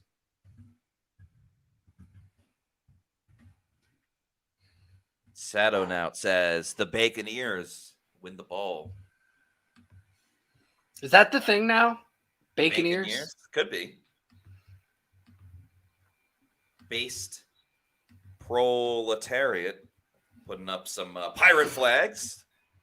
By the way, Gasparilla next week. So excited. Best holiday. There you go. Year. Cannot wait for Gasparilla. I need to put this out there. I need to thank the 49ers for holding on to the win. Why is that? Because if the Bucs pull this off, I would be a single man after trying to figure out a way to get down to Tampa. All right, Lions run it on first down. Gibbs gets about 5. Good tackle by Carlton Davis. And that's going to do it for the third quarter. All right, ladies and gentlemen. It's all there. The suspense. Put your fours up. Do I need to do this? Fourth quarter. There we go. My background is killing me right now. Why is it bothering? It's so empty, and I can see I normally do this from my garage, and we are sub-freezing temperatures in Atlanta at the moment.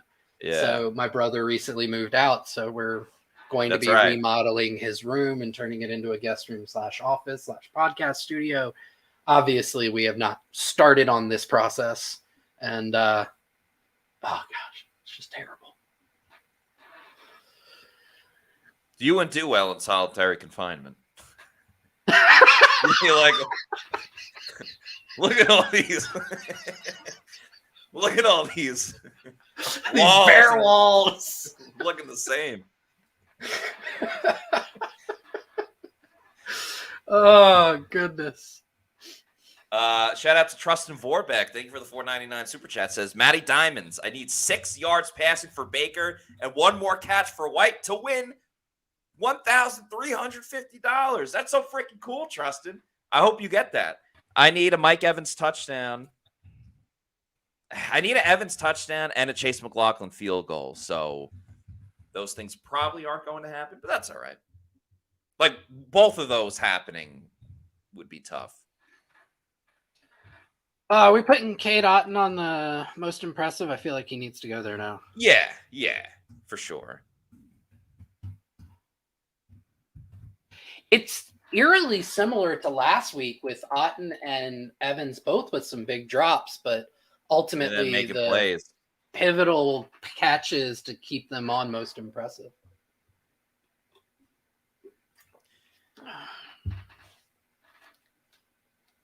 All right. Let's get a stop. Quick touchdown. Lions touchdown. Bucs game winning field goal. That's how they do it. Yeah, Cam says waiting for a turnover. A turnover would be mighty nice right now. As great as the Bucs defense is, well, maybe not great today, but as good as the Bucs defense has been throughout this postseason, and they do have a safety, but no turnovers by this group just yet. I feel like the safety counts as a turnover, though. Yeah, right? it should. They did get the ball back because of it. So, right. Yeah. All right, 2nd and 4. Lions go play action. Little pass rush. Went to the running back Gibbs, though. And eventually Levante David makes the tackle.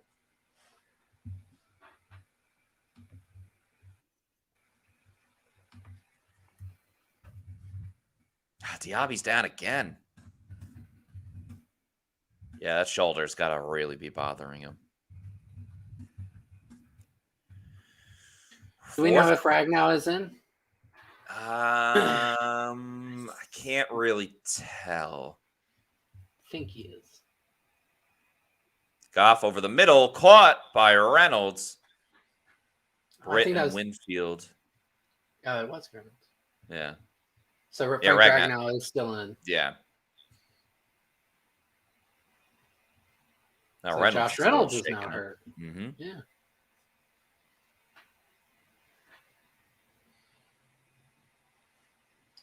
The Bucs have been unable to solve the Lions' digs all game long. Yeah. That's where they're winning, is the middle of the field on those digs.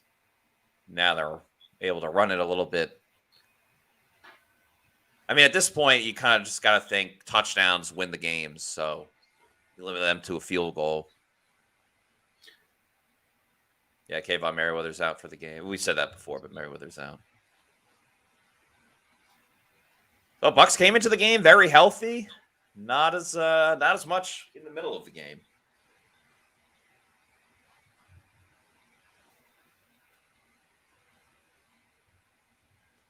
Second and 2 for Detroit. Oh, Bucs, they had the interior, but unable to stop it. And Gibbs is going to run in for a touchdown. Lions regained the lead, but a lot of time. Lot of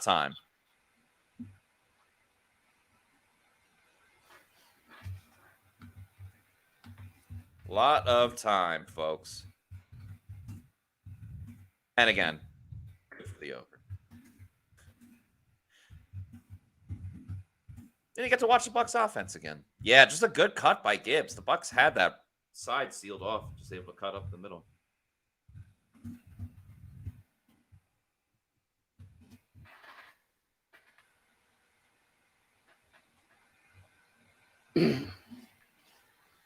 See how Tampa Bay can respond. Kick by Badgley is up, and it is good. That makes it 24-17. One of the underrated storylines of this game is the success that both of these teams have had, largely with huge impacts from their rookie draft classes. Yes. Yeah, me and Adam were talking about that the first half a little bit. Yeah, so obviously the Lions, you got Jack Campbell at linebacker, you've got Jahmyr Gibbs at running back, you've got Sam Laporta at tight end. And is there anybody else? I think those were the three big ones for them. And then the Brian Branch. God, I almost forgot about Brian Branch. As Pete says, Branch. Yep. And then for the Bucs, you've got contributions from Isian and Merriweather, Cansey, Diaby, Mauk, Trey Palmer, Cody Mauk, like just huge. Yeah, absolutely. Josh Hayes as a special teamer. Yep. Byron Turner, thank you for the $4.99 super chat. Says, "Hey, Pewter Nation, LFG, O-line needs to clean up protections and linebacker play has been garbage. Clean it up, and this team has a shot at advancing." I'm respectfully gonna disagree about the linebackers being garbage. Like Levante's made a number of tackles. KJ Britt's the leading tackler of this team. To say they've been garbage, I think is a bit strong and incorrect. O-line, Bowles hasn't been able to figure out the middle of the field against Ben Johnson. That's huge, and the linebackers are a part of that. But I'd say that's a little bit more scheme than it is just the linebackers not playing well. Yeah. And then O-line, it's tough with Baker, man, because you're just asking the O-line to stick with their guys for so freaking long as he tries to break a tackle and make another play. And it's helpful at times, but in this game, not so much.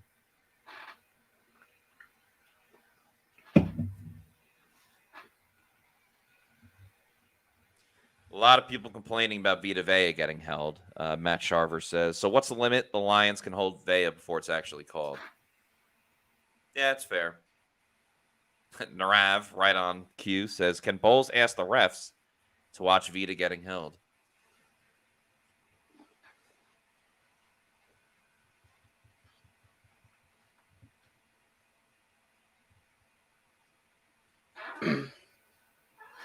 Travis says, "Zero pressure is killing us."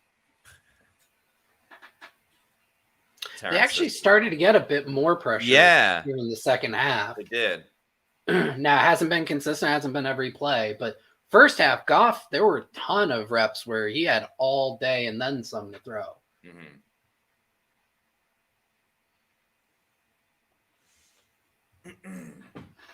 Now, if my prediction is to come true, Detroit has stopped scoring.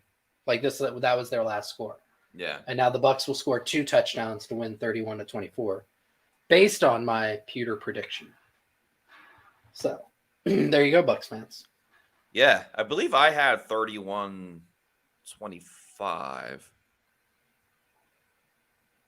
Let's go to the tape. Yeah, I had 31-25, and you had 31-24. So yeah, you'll be spot on, and I'll be very close.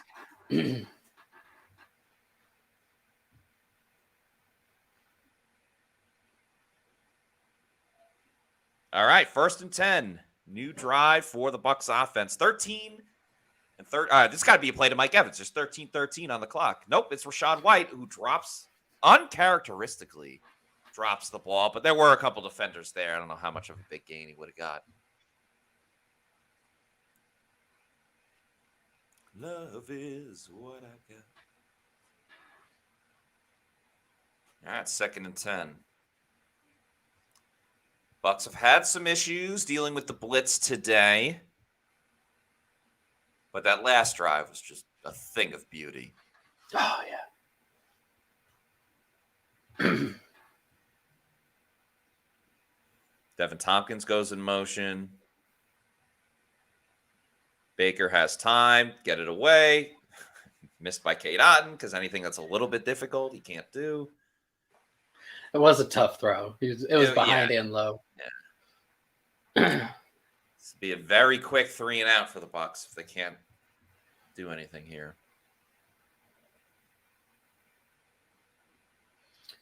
Gedeke killing that inside spin move. And then Baker rolled out to the side. Yeah, it rolled into it. Yeah. All right, big 3rd down.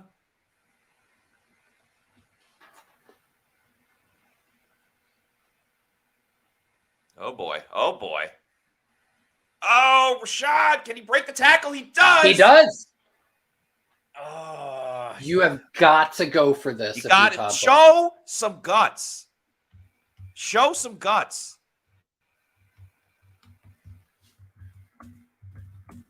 Go for it. Your defense has not made I want to say that's the 2nd running back jersey the Lions have just ripped up because they did the same thing to Edmonds in the first. No. Show some guts. Ugh.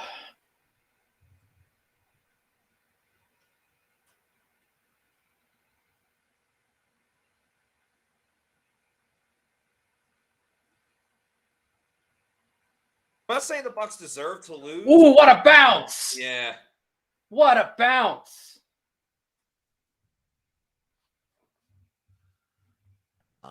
They should have went for it.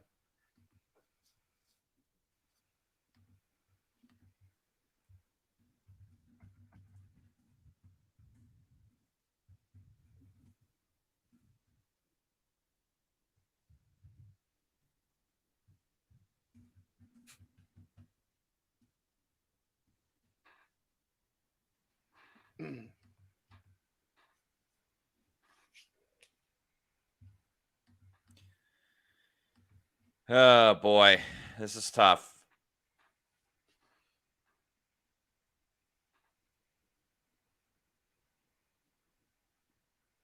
Yep. Damn. You never really see a big tight end like that get tossed around. Bucs need a turnover in the worst way.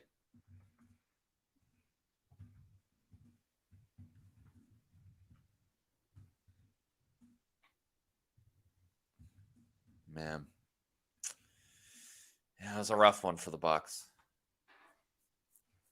Who knows? If you get a stop here, it's still very plausible. And you got another Buck down. I can't tell who. Because the trainer is perfectly... I think that's Jamel Dean. Now they're down a corner. Which, again, if they would have went for it, and you get it, then your offense is still on the field. Jamel Dean never gets hurt. Tom says the tide is turning in the Lions' favor. Yeah. Brandon Stevens says, turnovers needed here big time.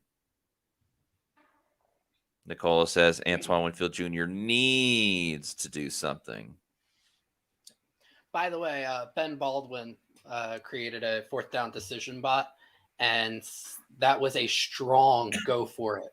1.6% of win probability added if the Bucs would have gone for it there. Yeah.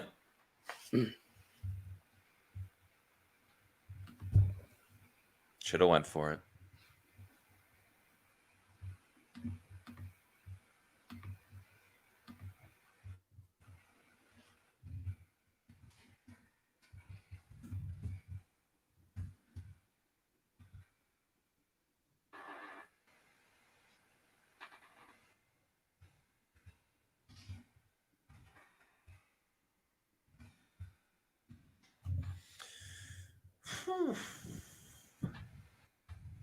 Yeah, the way the Lions moved it on that last drive, it's like, how much is really going to change?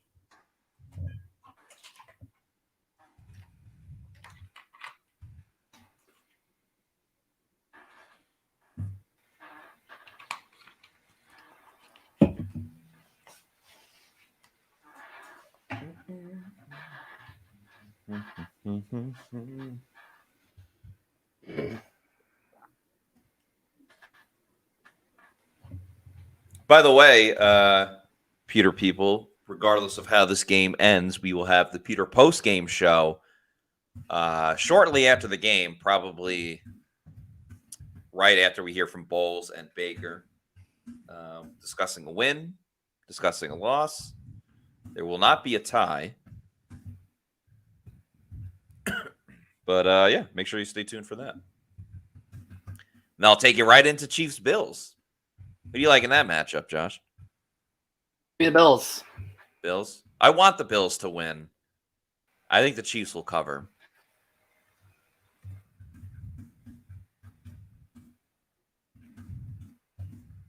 The Bills make me want to shout.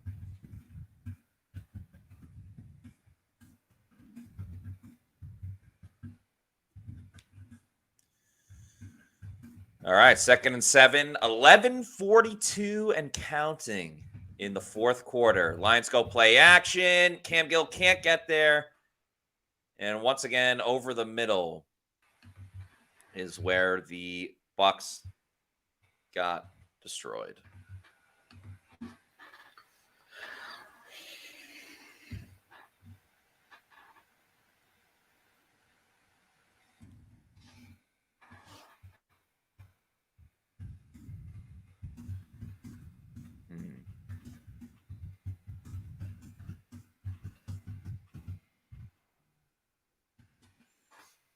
New set of downs for Detroit at the 25. They go play action again.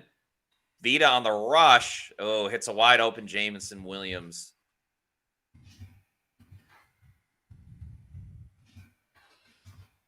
Buck should have went for it.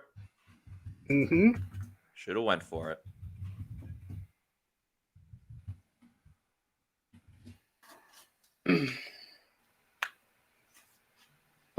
The Lions immediately went after McCollum. Yeah. As soon as Dean is out.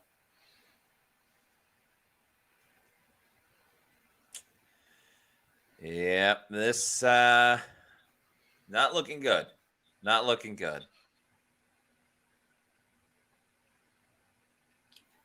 Levante stands him up.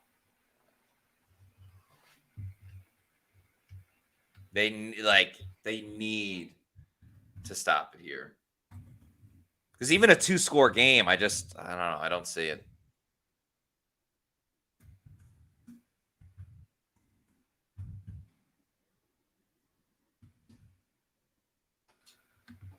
Only player with 100 tackles, 15 tackles for loss, and 3 sacks. And yet didn't make the Pro Bowl. Goff looking, some pressure, and he's sacked. Levante David got to him. What can't this man do?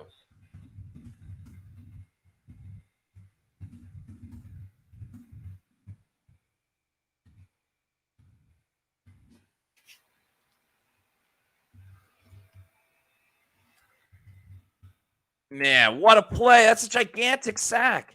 Huge. All right. 3rd and 15. Not out of the woods yet. Especially with how the Bucs have defended in this quarter. And Goff has all day to throw.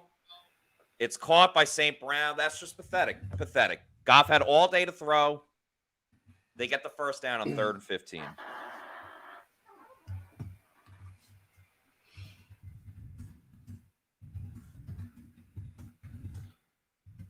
Oh, got to rely on the defense instead of going for it.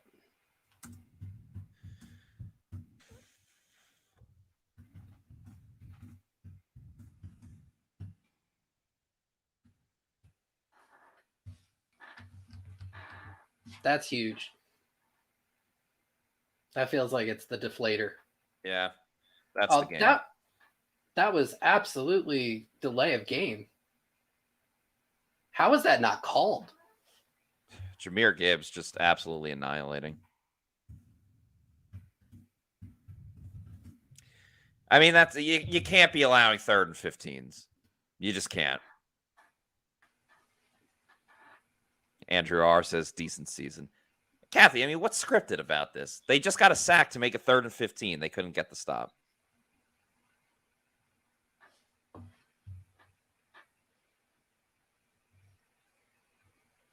Yeah.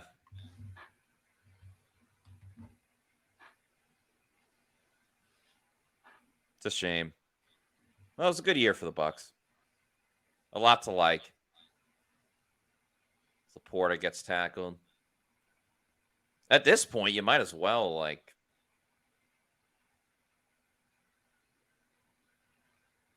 Might as well just let him score so you have more time.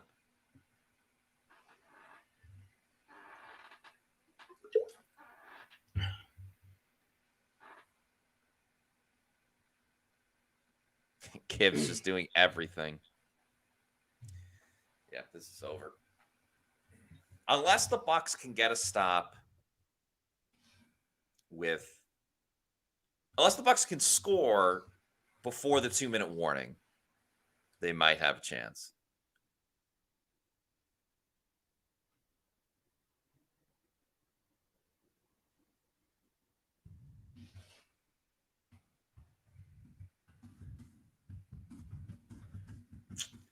All right. 6:29 to go. First and goal for the Lions. Looking for the end zone. Caught. Touchdown, Amon-Ra St. Brown on Zion McCollum.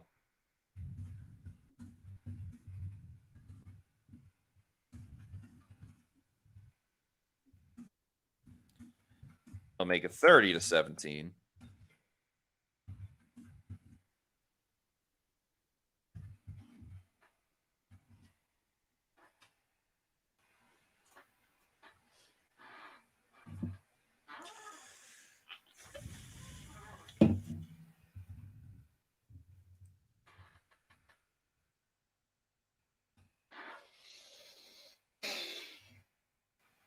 Now you gotta work for big shots. Yeah. Just big shots.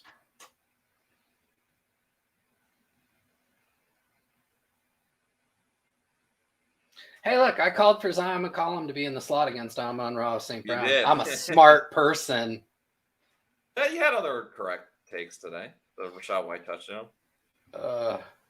It's a good pick play. That's Ben Johnson in his bag.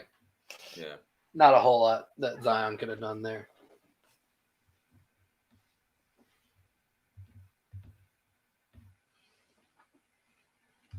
Oh, you think Todd Bowles will have the offense go for it on 4th down this time around? It doesn't matter at this point. It's unfortunate. 31 points. However, this touchdown would be big for the Bucs with Bucs +6.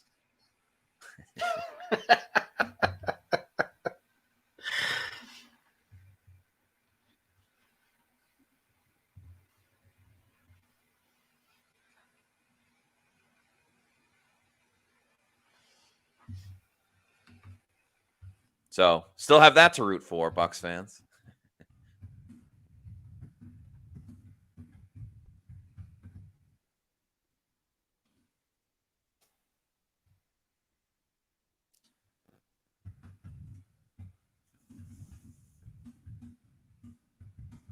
And then they can go for 2. That won't help my Chase McLaughlin pick, but whatever.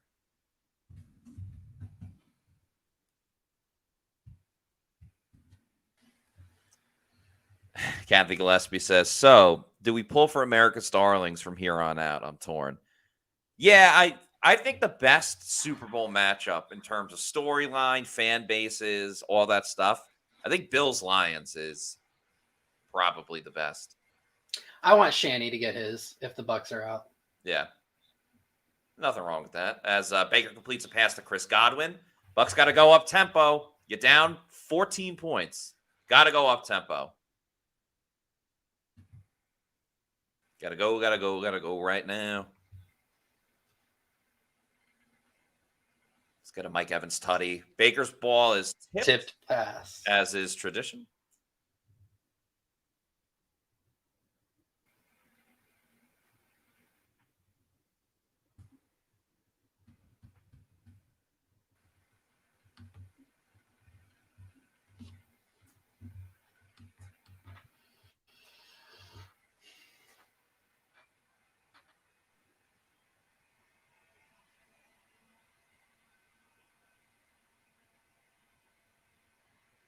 Second and 10. Baker looking. The blitz comes. Dude, I guess you can't really get rid of it there. Baker sacked. He got punched at the end.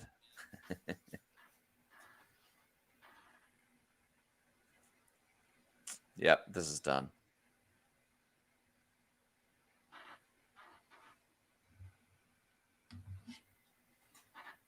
Let's see.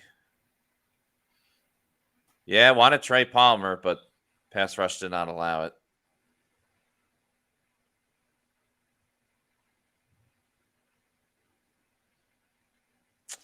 Little crisscross on the rush. That did him in. Yeah, this is weird at the end.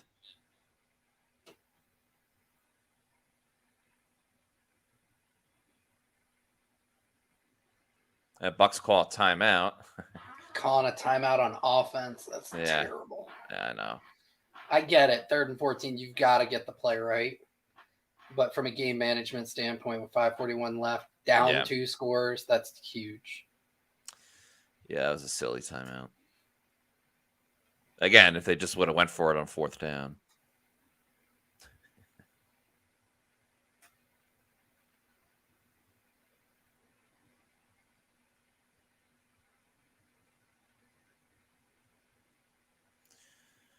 Baker to the left side. It's too high for Chris Godwin. He was open.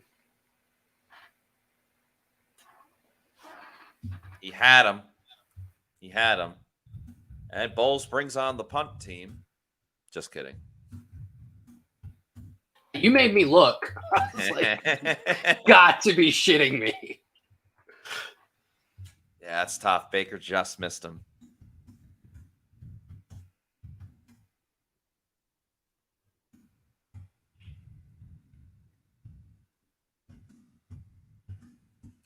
All right, Bucs season on the line.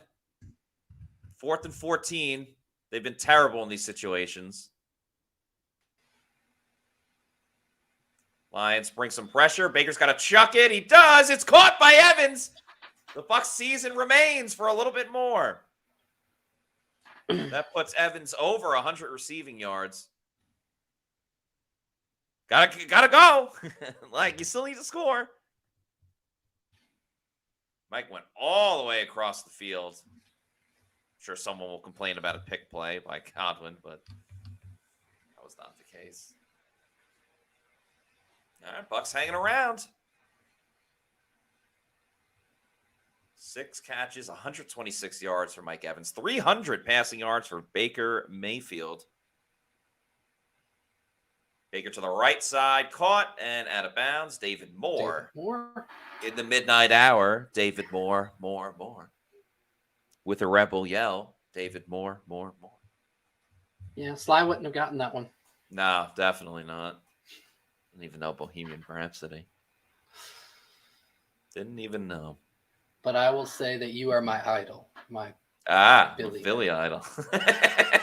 I like it. Okay, Baker.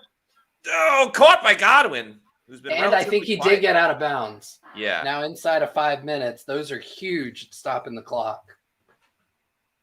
Oh, I mean, you make it a one-possession game, and you never know. You never know. It looks like he actually was down inside. I don't think he got it out. Don't tell the refs that. Come on. Give us a Mike Evans touchdown. Mike Evans touchdown. Be like Mike. No, he's not even looking at him. I think that was a purposeful throwaway.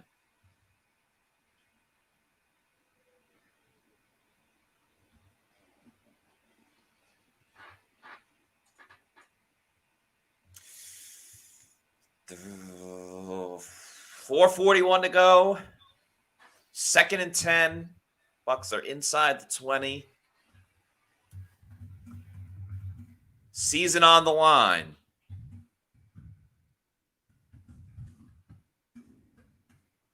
This is also big for the over. Baker looking in the end zone. There it is. There's your Mike Evans touchdown. They got to go for 2, though.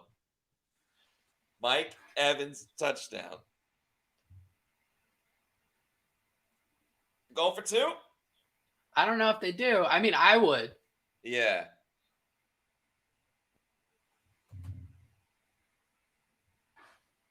Mike Evans touchdown. I really want them to kick the extra point, but they're not. And they shouldn't. The analytics say go for 2. Oh, this is big. Bucs +6. They're down 8. You can at least get a push. Wow. It's not over yet.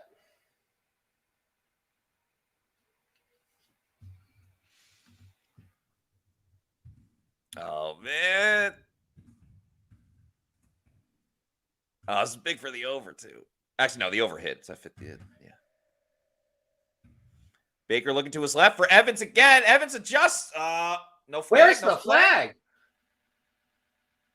No flag? All right. So Bucs are down 8.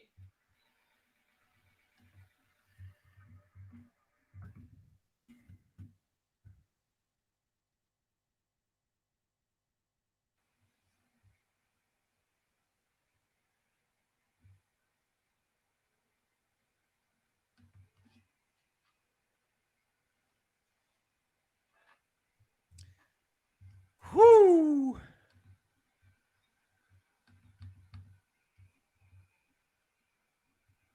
Oh, man. The drama. The drama!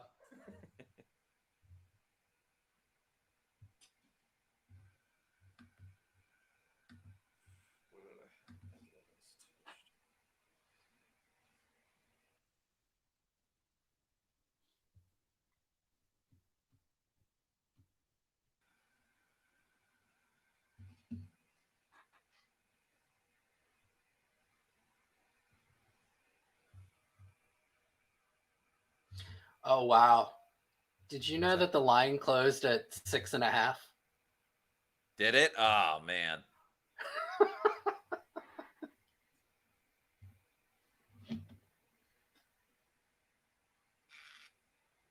I mean, even if they kick the extra point, they'd still be a point away.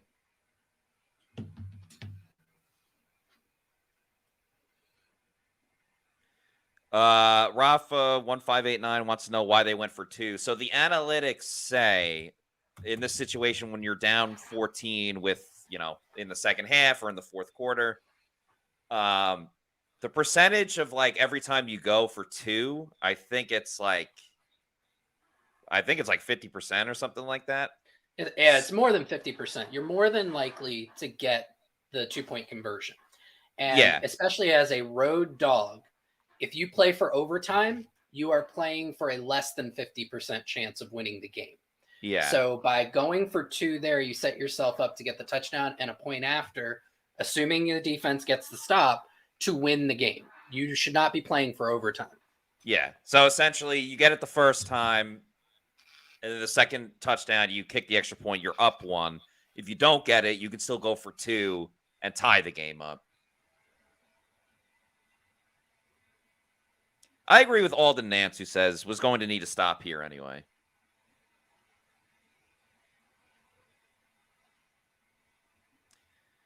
Bucs guy says, how's that a 2-point play you draw up? Bowles has never gambled, and he decides to there. I mean, it wasn't a bad play. Evans was open. It was just a little underthrown and probably should have been a penalty. Like, he didn't get his head around.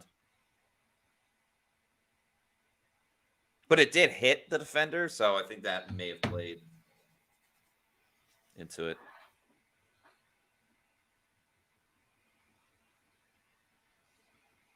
All right, this is the ball game.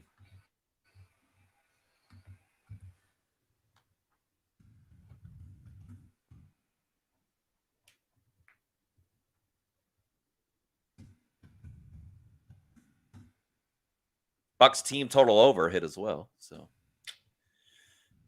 yay. All right, 4:37 to go.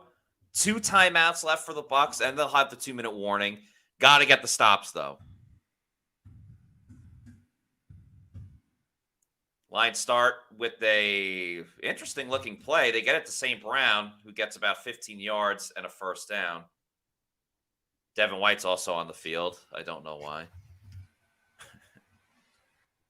Jamel Dean's going to the back, so it looks like Jamel Dean will be done for the rest of the game. That's tough. But, I mean, the Bucs played most of the season with either Dean or Davis down, so not exactly new territory for the Bucs. What they do need is a huge stop by the defense, who I believe is going to go all out in stopping the run, and Montgomery gets a first down. So that accomplished nothing.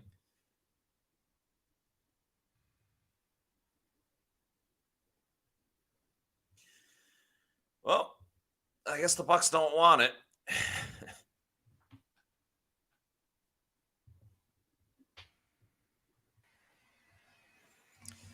You got to think this is, I mean, they just allowed 2 straight first downs. I think you got to start using your timeouts on this play.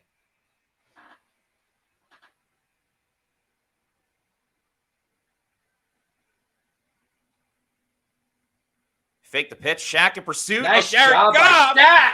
Oh, that's Nice a huge job. sack by Shaq. And Bucs will call their second timeout.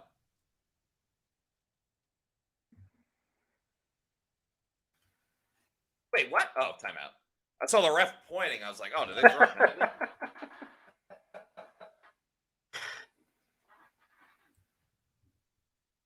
Shaq Barrett with a very heady play, as Todd Bowles would say.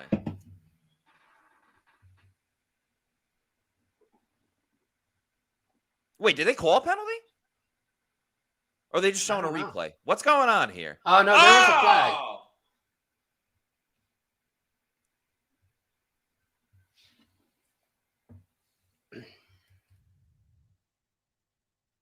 All right, well, that's the game. This game's done. It's over.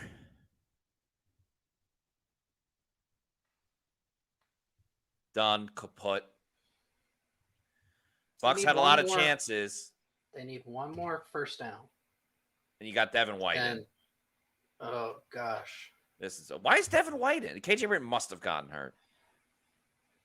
You telling me Devin White gets demoted, not stopping run plays anymore, and they're putting him in with the season on the line? Greg White says, any chance Bowles gets fired? No. Absolutely not. I mean, I guess there is a small chance, but I would be shocked.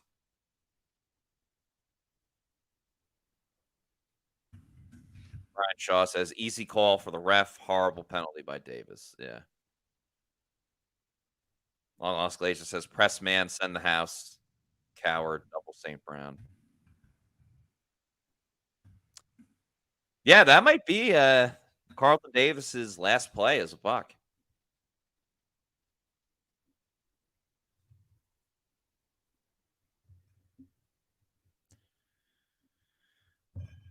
All right, 2nd and 7. Lions won't be afraid to throw it either.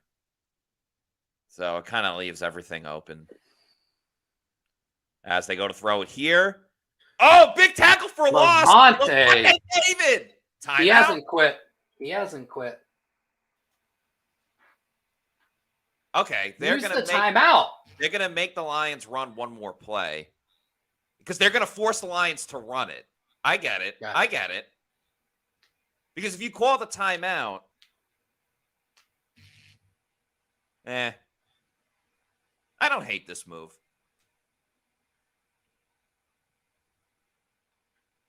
I guess it's 6 in one hand, half dozen in the other. Right. Because you force the Lions to either, like, you got to throw it to a wide open guy. Cover the middle of the field. Yeah, there incomplete. You go. Incomplete. That's big. Oh, my God. The Bucs are going to have a chance. Some people on podcasts were saying it was over a few minutes ago. Yeah. Wow. Wouldn't want to be them. Bucs are going to have a chance to tie this game up.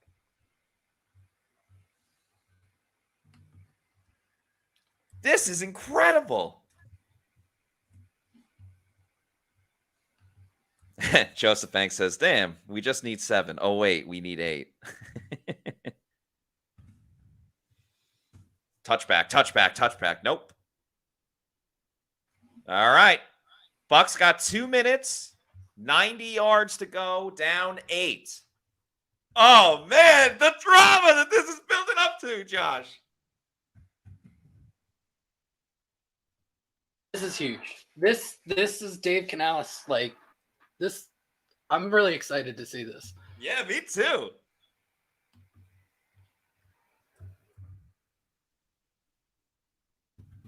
The drama. I love it.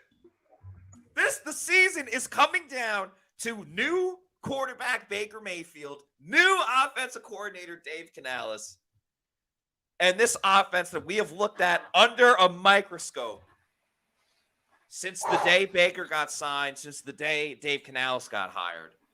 For months and months and months, we've been leading all this up to this moment. The drama is palpable. I love this. And the Bucs have a timeout they can use. Yeah, because that incomplete on Goff is huge for that. Yes. Well, it would have been the 2. Yeah, it would have, because that is huge. Because the 2-minute warning was just the punt. Right. So the aggressiveness that the Lions are known for paid off for the Bucs in this case.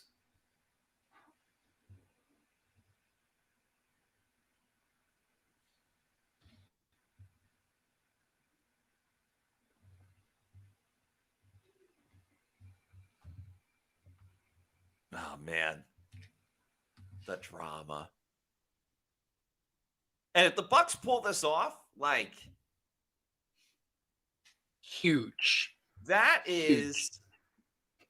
Baker Mayfield has a chance to increase his average annual value on his next contract by, I don't know, something like $8 to $10 million a year on this drive. Yeah.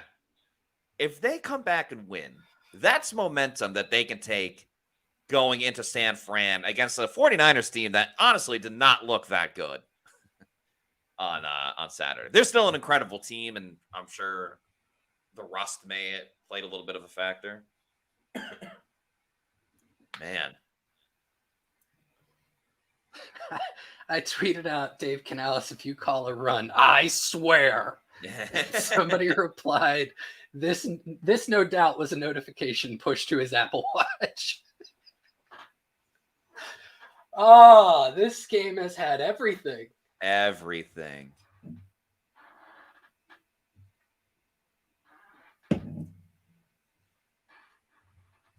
Oh, boy. I hope they get like all the way down the field. 1st and 10. Baker looking, starts with a quick pass to Mike Evans, gets about 7 yards. Move it, move it, move it. Tick, tick, tick, tick, tick, tick, tick, and whoop, and whoop. They're not gonna get him. Minute 40 to go. 2nd and 5 for the Buccaneers. Lions send a blitz on the left side. Bucs pick it up. Baker over the middle. And it's intercepted. That's the season. that's it. That's the game. It's done. That's the season. That's it. Damn. Just like that. All over. Oof. That hurts. Oof. Man. Sucks that it happened so abrupt. You know? Like, they couldn't even move down the field. Ugh. So quick.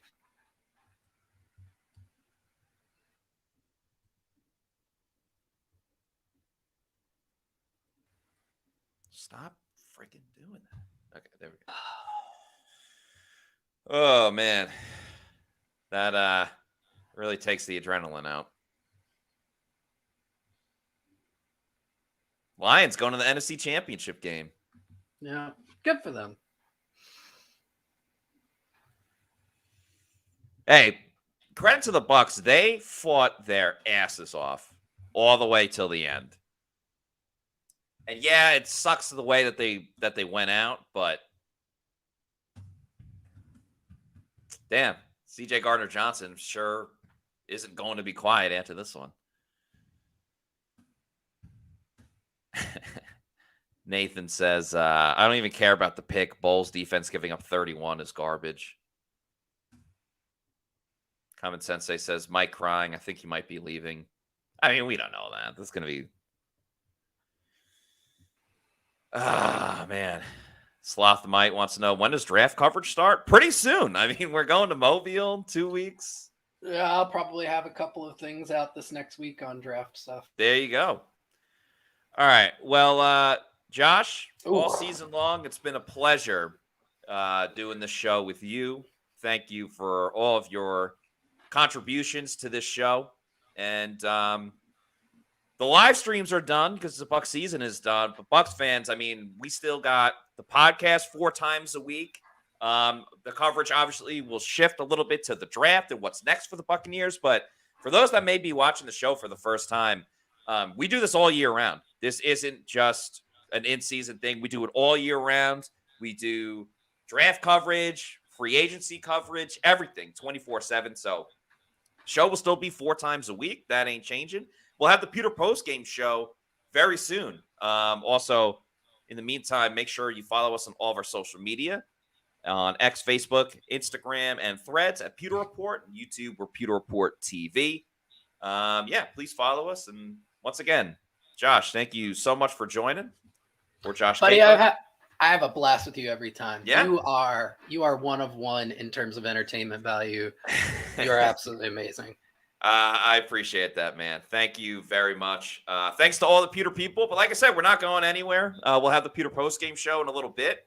Thanks to Randy Douglas for this late super chat of $6.99. Who says, "You're so much fun to watch, Matt and Josh, Adam. Good year. Thanks. Thank you, Randy Douglas. Appreciate those kind words. And yeah, we will. We'll have the Pewter Postgame Show in a little bit. So thanks, guys. Talk to you later. Peace out.